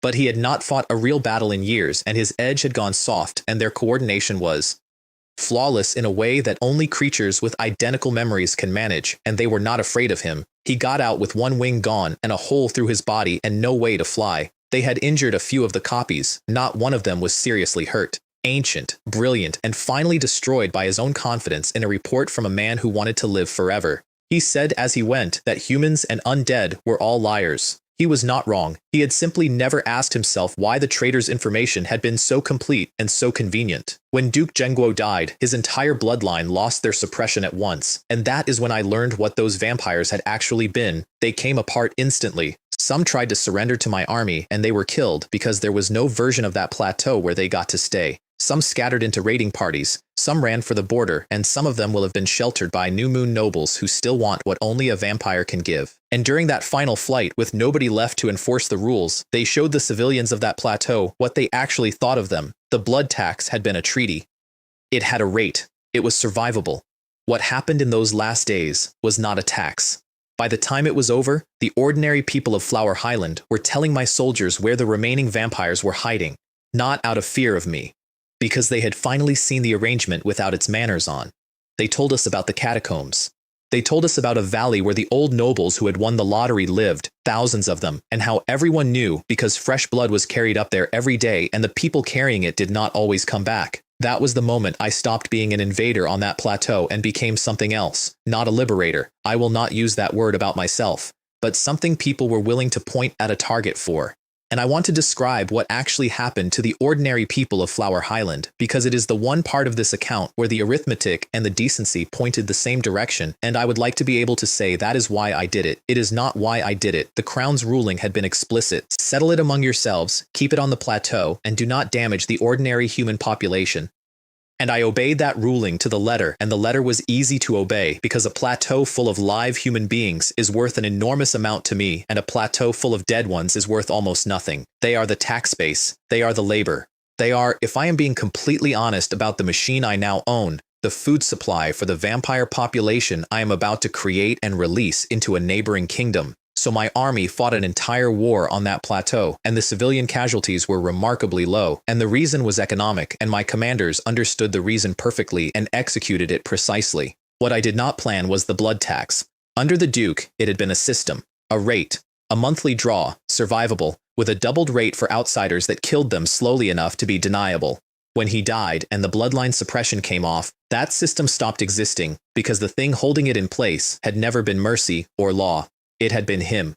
And what the surviving vampires did in those final weeks, running, with nothing left to lose and no one left to answer to, is the reason the people of that plateau started talking to my soldiers. They came and told us where the catacombs were. They told us about the valley where the old nobles lived, the ones who had won the waiting list, thousands of them, and how everyone had always known, because fresh blood went up that road every single day, and the people carrying it did not always come back down. And one man said something to a skeleton hero that got written into a report and passed up to me, and I have kept the report. He said, finally, not thank you, not save us. Finally, I did not save those people. I want to be extremely clear. I removed one apex predator from their plateau, and I have replaced it with myself, and the replacement will be more generous with the embrace and better organized and considerably harder to remove. The blood tax is gone. I ended it in the first week, and it cost me nothing to end it because I do not drink blood and my soldiers do not either, and I get more out of a healthy population than a drained one. That is the entire moral content of that decision. I ended a centuries-old atrocity because it was inefficient.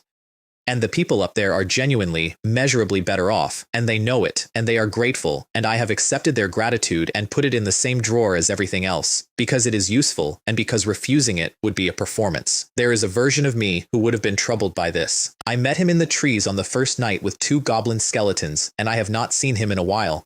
Then I had to deal with the traitors. We caught most of them, and I stood there with a list of my own countrymen on it and understood that I had run out of ways to avoid this. I could be ruthless with natives. I had been, repeatedly. These were people from my dead planet, and some of them had worked for Mei Lin, and one of them was old enough to be my grandfather. I ordered a public trial, not a quiet execution, not a disappearance. A public reading of charges in an open square with as many people from Earth watching as could be assembled. The charges were read out. The sentence was death. And the crowd argued. Of course they argued. Somebody said that many countries had abolished the death penalty. Somebody said he is an old man. This is not appropriate. Somebody else said, because of them our people died, and are you planning to betray us too? And the officer reading the charges did not engage with any of it. He nodded to the skeleton hero beside him, one stroke, and every voice in that square stopped at the same time. I have thought a great deal about what actually happened in that silence, and I think it is this. A large number of the people who came through from Earth had never entirely stopped experiencing this world as a game, not consciously. But there was a layer underneath everything, a quiet assumption that there was a way back, that consequences had an upper bound, that somebody was keeping score somewhere. That stopped in 1 second, for all of them at once. They filmed it. Somebody always films it. And it went up on the forums that night, and the whole region argued about me for a week, and my reputation, which was never good, got measurably worse. Mei Lin asked me on the ship afterwards whether it had been wise. If you had done it quietly, she said, nobody would have said anything, and I said the only true thing available. I know. But this is the only way to stop the next ones, and there will be next ones, she agreed.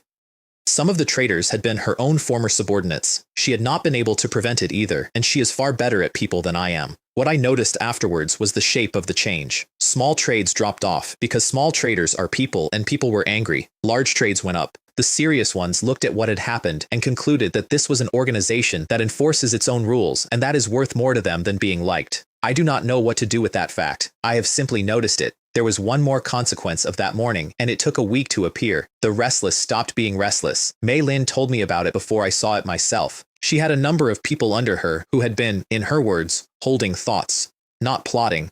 Nothing that would ever have become a plot. Just people who had noticed that they were more capable. than the man at the top and had begun quietly resenting the arrangement the way capable people in ordinary companies do, and that entire layer of feeling went out of her organization in about 4 days, not because they were frightened of me personally, because they finally understood the terms. In their previous lives, the worst outcome of being caught scheming was that you lost your job and found another one. They had all been carrying that assumption around inside them without knowing it was there, and it had been quietly shaping how much risk felt acceptable. They watched a man they had eaten dinner with lose his head in an open square, and the assumption came out. After that, they were, in Mei Lin's phrase, much easier to manage. I did not enjoy hearing that, I want to be clear about that, but I asked for it, and I got it, and I have kept it. The strangest part is what happened to my name. Small traders stopped dealing with me. Individuals, one-off exchanges, the ordinary human traffic of the board, all of that dropped off sharply, and the tone about me got worse and has stayed worse. Large traders increased. The serious operations, the ones with real volume, the ones who need to know that a contract signed in autumn will be honored in spring, looked at what happened and concluded that this was an organization that enforces its own rules against its own people, and that is worth more to them than being liked by anybody. I have turned that over many times. I think it means that the world I am now living in rewards being feared by the people who matter and disliked by the people who do not. I think I would have found that idea repulsive 18 months ago, at a desk, with a squeaking chair. Taking the plateau properly meant going there myself, because claiming territory is the one thing I cannot delegate, and it produced 2 discoveries. The first was that some of those territories could not be taken at all. I stood in front of one, and the panel told me it was bound by something called territory shackles, and could not be occupied, only destroyed. I still do not know where a vampire clan acquired an item that permanently denies a territory to any conqueror. It is a spiteful, self-defeating, magnificent piece of engineering, and it cost me a fully developed holding because the only option left was to flatten it into bare ground. The second discovery was the blood pool. One of the surviving vampire territories had a dried pool in the manor with a blurred statue standing in the middle of it, and the instructions told me to put my blood on the statue. So I did, and blood came up out of the statue and then out of the walls of the pool, and it filled, and the smell that came off it was not the smell of blood at all. It was pleasant, something like a perfume. And the statue changed until it was wearing my face, with wings and fangs added. Bloodline infusion successful. You are now the progenitor of this territory's vampires. Name this bloodline. I named it after the village it stood in. The Rose Bloodline. I want to describe what that room felt like, because it is the only time in this entire account that the world did something to me rather than for me. The pool filled from the walls, not from a pipe, not from a source I could see. The stone itself produced it, and it came up around the base of that statue and kept coming until the whole basin was full and the surface of it was completely still, and the smell was wrong. That is the part nobody believes when I describe it. It should have smelled like a slaughterhouse. It smelled like a garden, something floral and slightly sweet, filling a stone room in the basement of a manor I had taken by force from people I had converted into servants. And the statue in the middle, which had been featureless when I walked in, resolved. It was me, wearing my face with my build, with an expression I recognized as one of mine, and with wings folded behind it and fangs it did not attempt to hide. I stood there in a room that smelled like flowers and looked at a statue of myself as something I am not, and the world told me I was now the origin of a bloodline and asked me to name it. I said the name of the village, because I could not think of anything else, and because I did not want to think about it for very long. The mechanics of what I now own are worth stating plainly. Every vampire produced in that territory is of my line, and my control over them is absolute in the way the Duke's was over his descendants. Not obedience, not loyalty, something written underneath both of those, at the level where a creature does not get a vote. Their loyalty number starts at 90, and I watched it fall to 70 within a few days of them being created, and it will keep falling, and it does not matter in the slightest. That is the thing about vampires that I did not understand until I owned some. The high loyalty is not affection, it is the bloodline pressing down. And underneath that pressure, the actual sentiment goes wherever it likes, and where it goes, reliably, is resentment, because nothing that thinks enjoys being unable to disobey. So I have a population that will follow every order I give, and would remove me tomorrow if the mechanism ever failed. I have thought about the Duke a great deal since that room. He held that plateau for thousands of years with exactly this arrangement. Every noble in the surrounding province hated him and needed him, and their hatred was structurally irrelevant, and he knew it, and he told his subordinates so in language I would be ashamed to use. He said, "They are begging me, so of course they must be controlled. They want immortality and eternal youth without paying a price, and that is not possible." He was right about all of it. He was right for thousands of years. And he died because a frightened old man from my planet sold him a report that was accurate, and he believed it, because in thousands of years, nobody had ever managed to lie to him about anything that mattered. Being unassailable for long enough is its own kind of blindness. I am now standing where he stood, holding the same instrument, over the same province, with the same nobles wanting the same thing from me. The only difference between us is that I have watched what happened to him.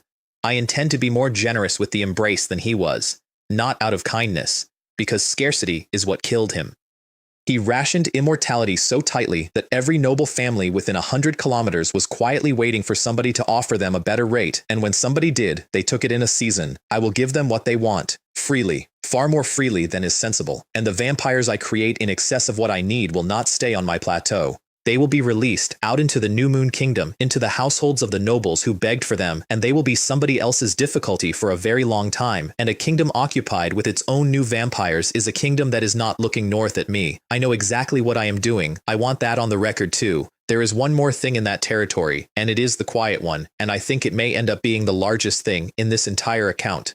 Blood essence bees. A building that produces them, and flowers that they harvest, and honey that they make, and the honey substitutes for both fresh blood and blood essence stone, which means the cultivation of blood servants, the one unit type I have whose ceiling is gold rank rather than whatever corpse it came from, stops being limited by a mineral vein.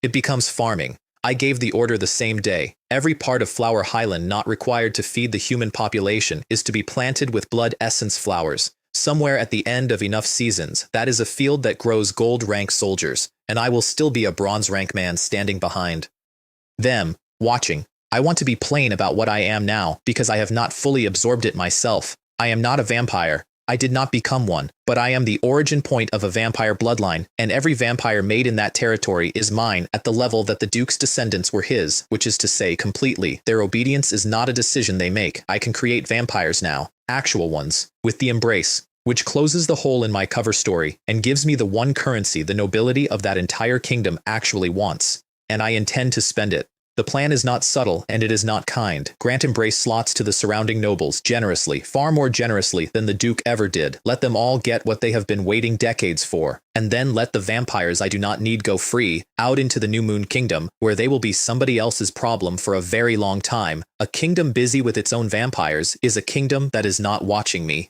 There is one more thing on that plateau worth naming, and it is quiet, and it may end up mattering more than any battle in this story: blood honey. There is a building there that produces blood essence bees, and the bees harvest blood essence flowers, and the honey they make can substitute for both fresh blood and blood essence stone, which means the cultivation of blood servants, the one unit type I own whose ceiling is gold, stops being limited by a small mineral vein. It becomes agriculture. I gave the order to plant blood essence flowers across every part of Flower Highland that was not required to feed the population. Somewhere out at the edge of the arithmetic, at the end of a lot of seasons, that is a farm that grows gold rank soldiers. And then I built my first true subsidiary territory at the southern edge of the plateau, and the world handed me the thing I had been looking for since the desert. A spatial portal, placed anywhere inside my own control area, connecting a subsidiary territory directly to my main one, permanent as long as I do not close it. The distance problem, the one that stops empires, the one I'd been solving badly with tunnels and eagles and roads, was over. I put the entrances away from the centers of the territories, deliberately, because a door works in both directions, and I have no intention of building a corridor into my own house for somebody else to use. And the world charged me for that too, the way it always does. The material cost of building the next subsidiary territory doubled, and the one after that will double again, and destroying one does not reset the counter. I can have a small number of these, I will never have many, which, when I sat down with it, explained something I had noticed months earlier and had not been able to account for. Subsidiary territories are cheap, and there is no stated limit on them, and the natives of that world have had the lord ability for generations. If it were really that simple, the entire continent would be carpeted in them. It is not.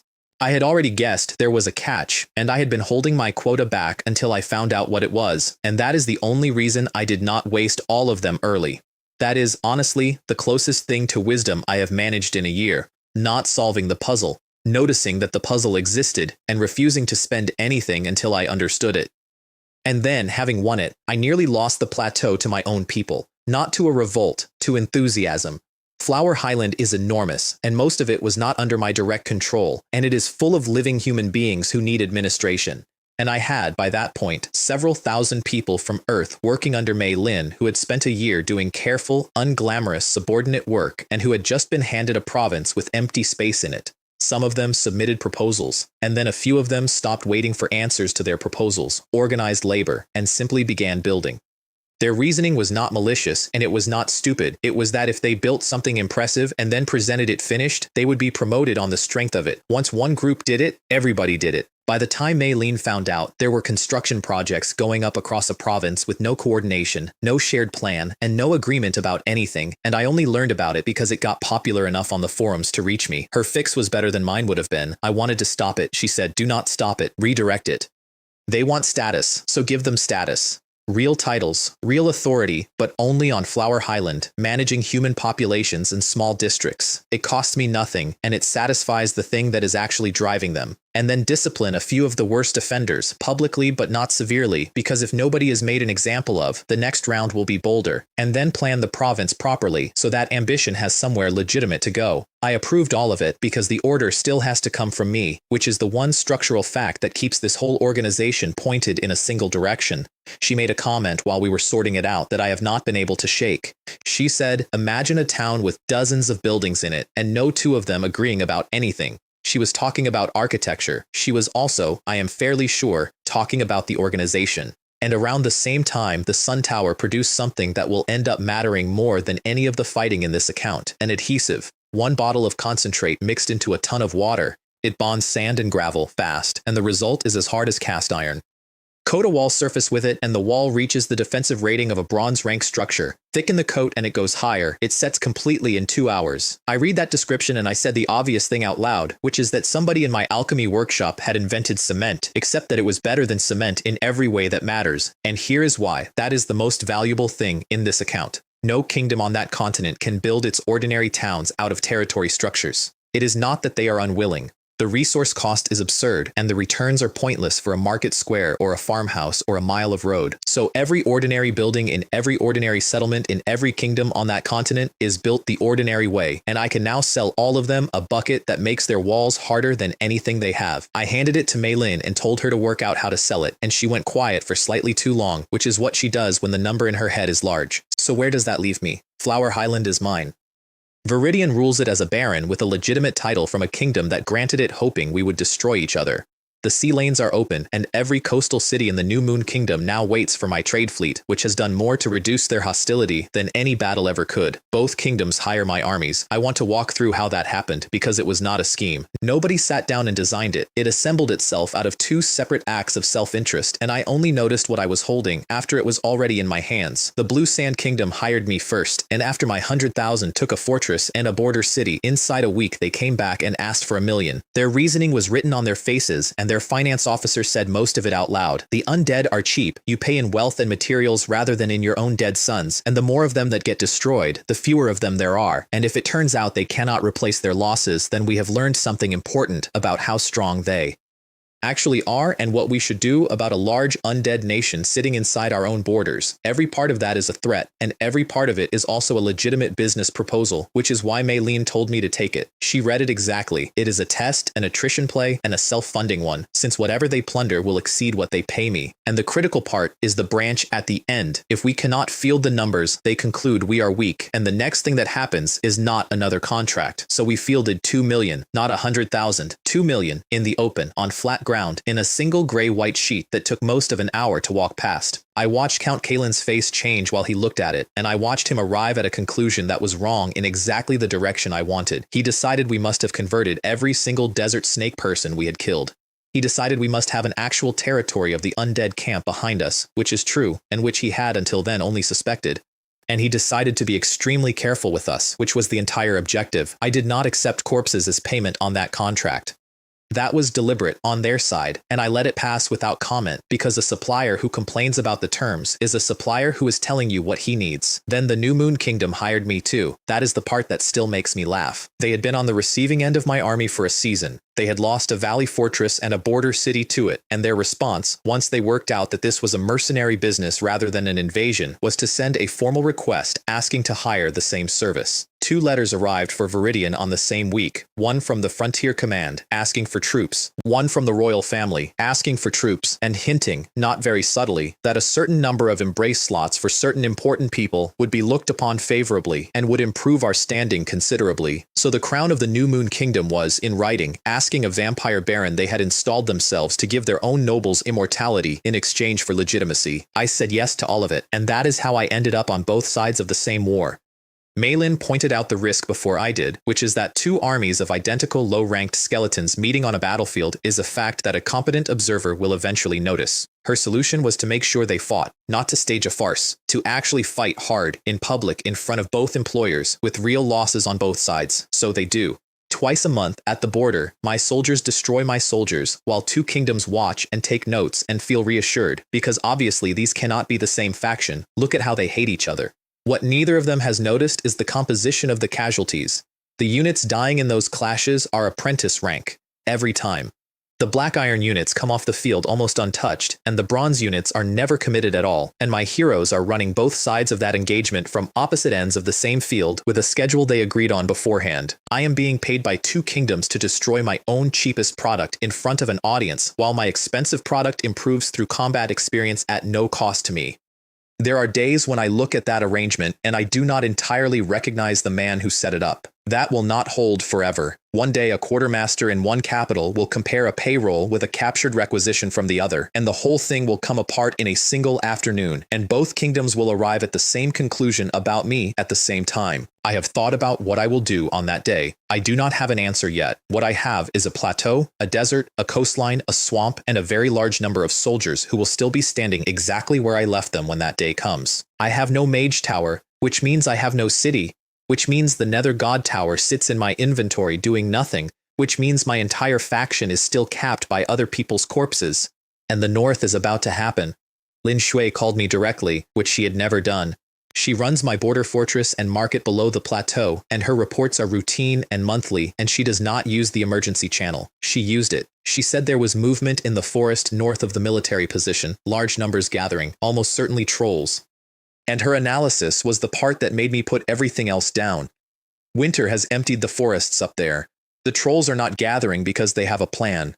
They are gathering because they are hungry, and the only reliable concentration of meat within reach is a plateau full of human beings. She said that if even a portion of them come, the military cannot hold. I asked whether the soldiers had requested support. She said no. She said she had offered twice and been refused, and the second time she had not been given a reason. I understood the refusal completely, which is the uncomfortable part. Zhou Jianli is not stupid, and he has known from the first day exactly what my help would eventually cost. Accepting troops from me means owing me. Owing me means, in the end, joining me. He worked that out on the plateau while we were drinking tea, and he has been holding the line against 2 things at once ever since, and one of them is me. I have moved an army into the forest below them, quietly. Thorn is leading it.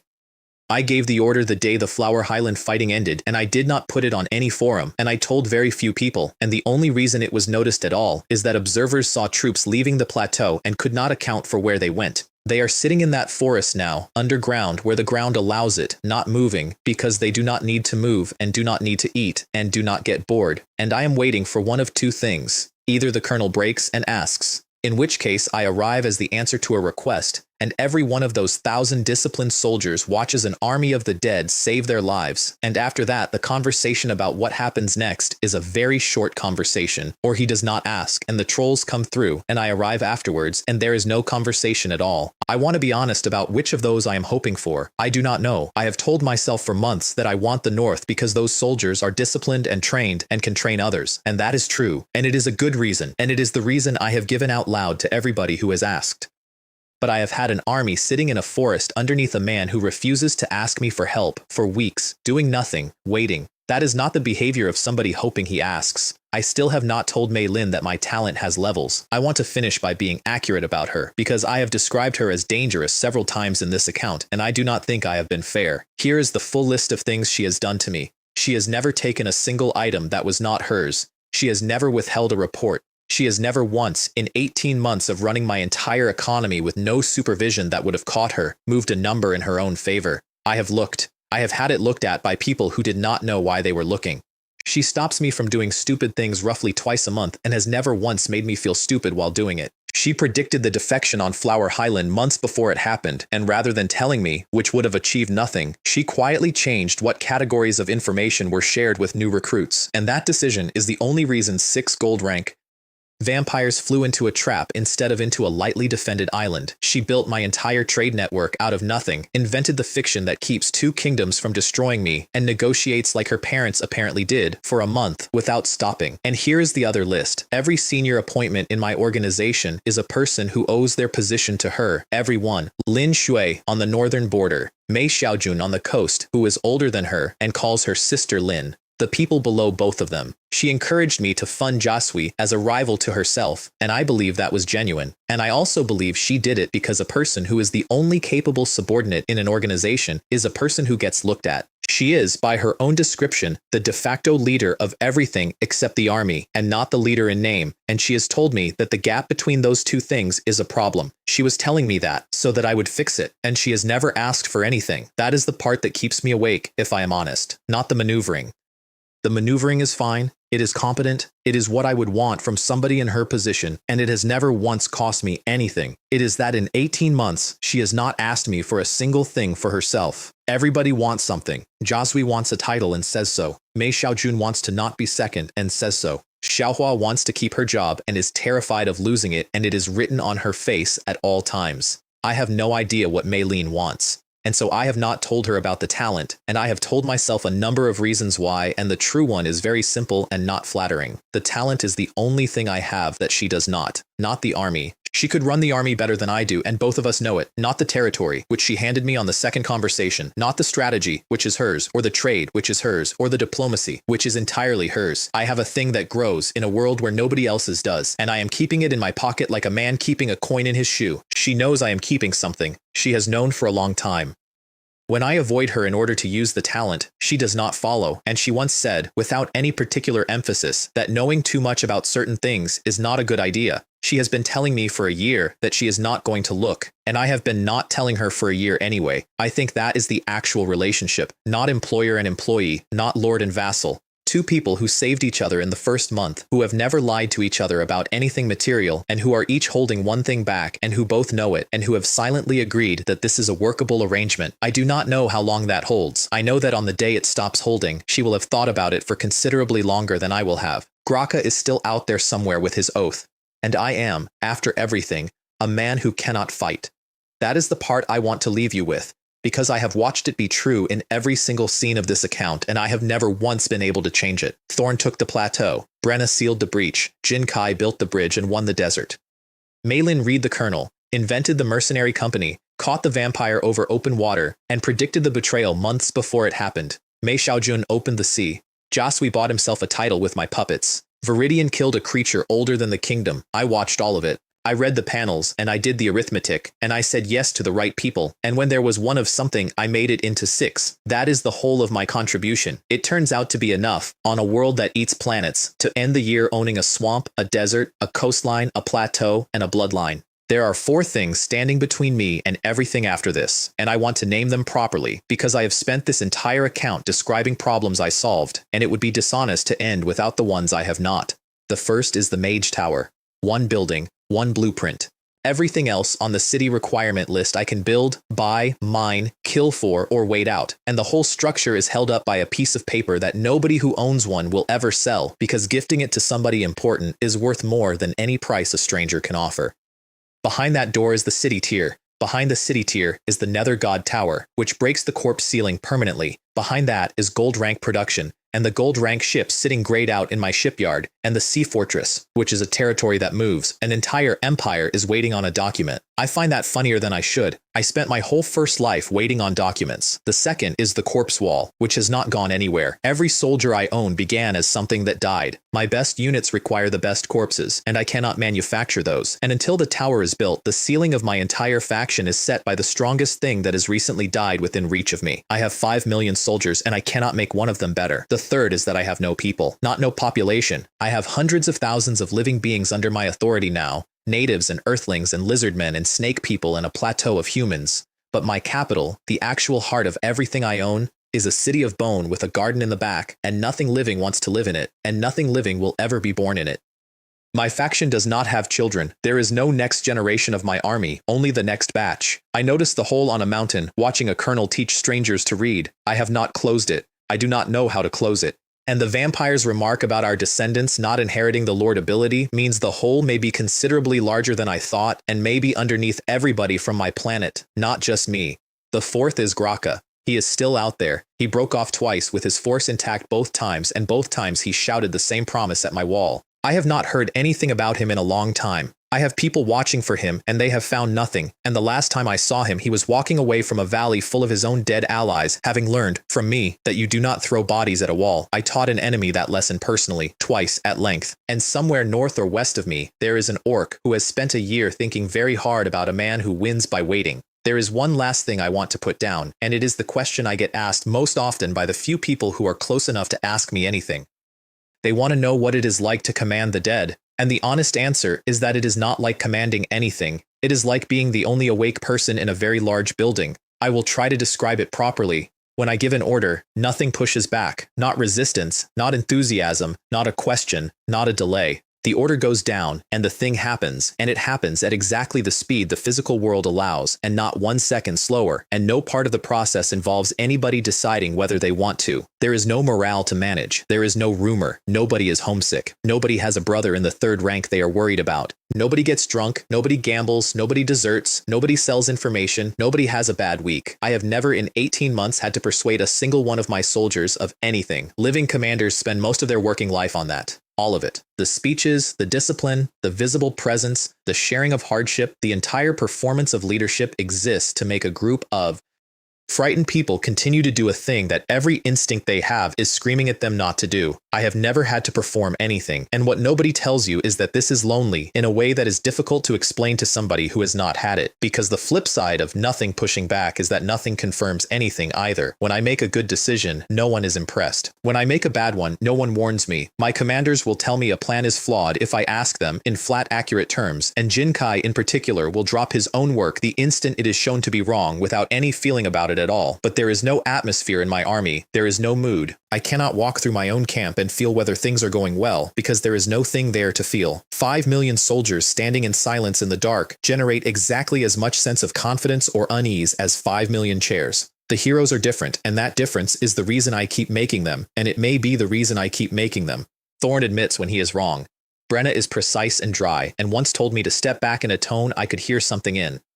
Jinkai built a bridge with windshields on it for people who are not him. Ragnar is slowly growing something under his bones that is beginning to look like a body. Viridian assessed his own combat value honestly to a master who could have taken it badly. None of them can flatter me. None of them can lie to me. None of them wants anything from me. And I have arranged my entire existence around them. I live in a bone city with a ghost running my household, a fairy on my shoulder who is capped at 80 out of 100 and always will be, a business empire operated by a woman I am keeping one secret from, and an army of several million that will do absolutely anything I say and has no opinion whatsoever about any of it. I am not unhappy. I want to be clear about that, because this is beginning to sound like a complaint, and it is not one. I am, in the way that matters, extremely well suited to this. I was always the person who preferred the documentation to the meeting. I have simply been given a version of that preference at continental scale. But there is a specific thing that happens sometimes, late, when I have been reading panels for hours, and I look up.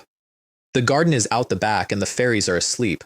Lyra is somewhere in the house being efficient, and beyond the wall there are, at any given moment, several 100,000 soldiers standing in the dark in perfect silence, not resting, because they do not rest, not waiting for morning, because morning means nothing to them, simply standing exactly where they were put, and every single one of them will still be standing there in a year if I do not say otherwise. That is the thing I built. That is what my unique ability actually produced, not power. Patience, at a scale that nothing living can match, pointed permanently in whatever direction I last happened to be looking. So that is where I am. I own a swamp, a desert, a coastline, a plateau, a bloodline, and a fleet. I am paid by 2 kingdoms at once to fight myself. I have a garden that eats gems, and a basement full of coffins, and a fairy on my shoulder who will never trust me completely and is too honest to pretend she does. I am bronze rank. I could not survive 10 seconds against any of my own senior commanders. I have never personally won a battle in my life. and every single soldier I have will still be standing exactly where I left them when I get back. I keep waiting to feel like the person who did that. I still mostly feel like the man kneeling in the grass, looking at a shed.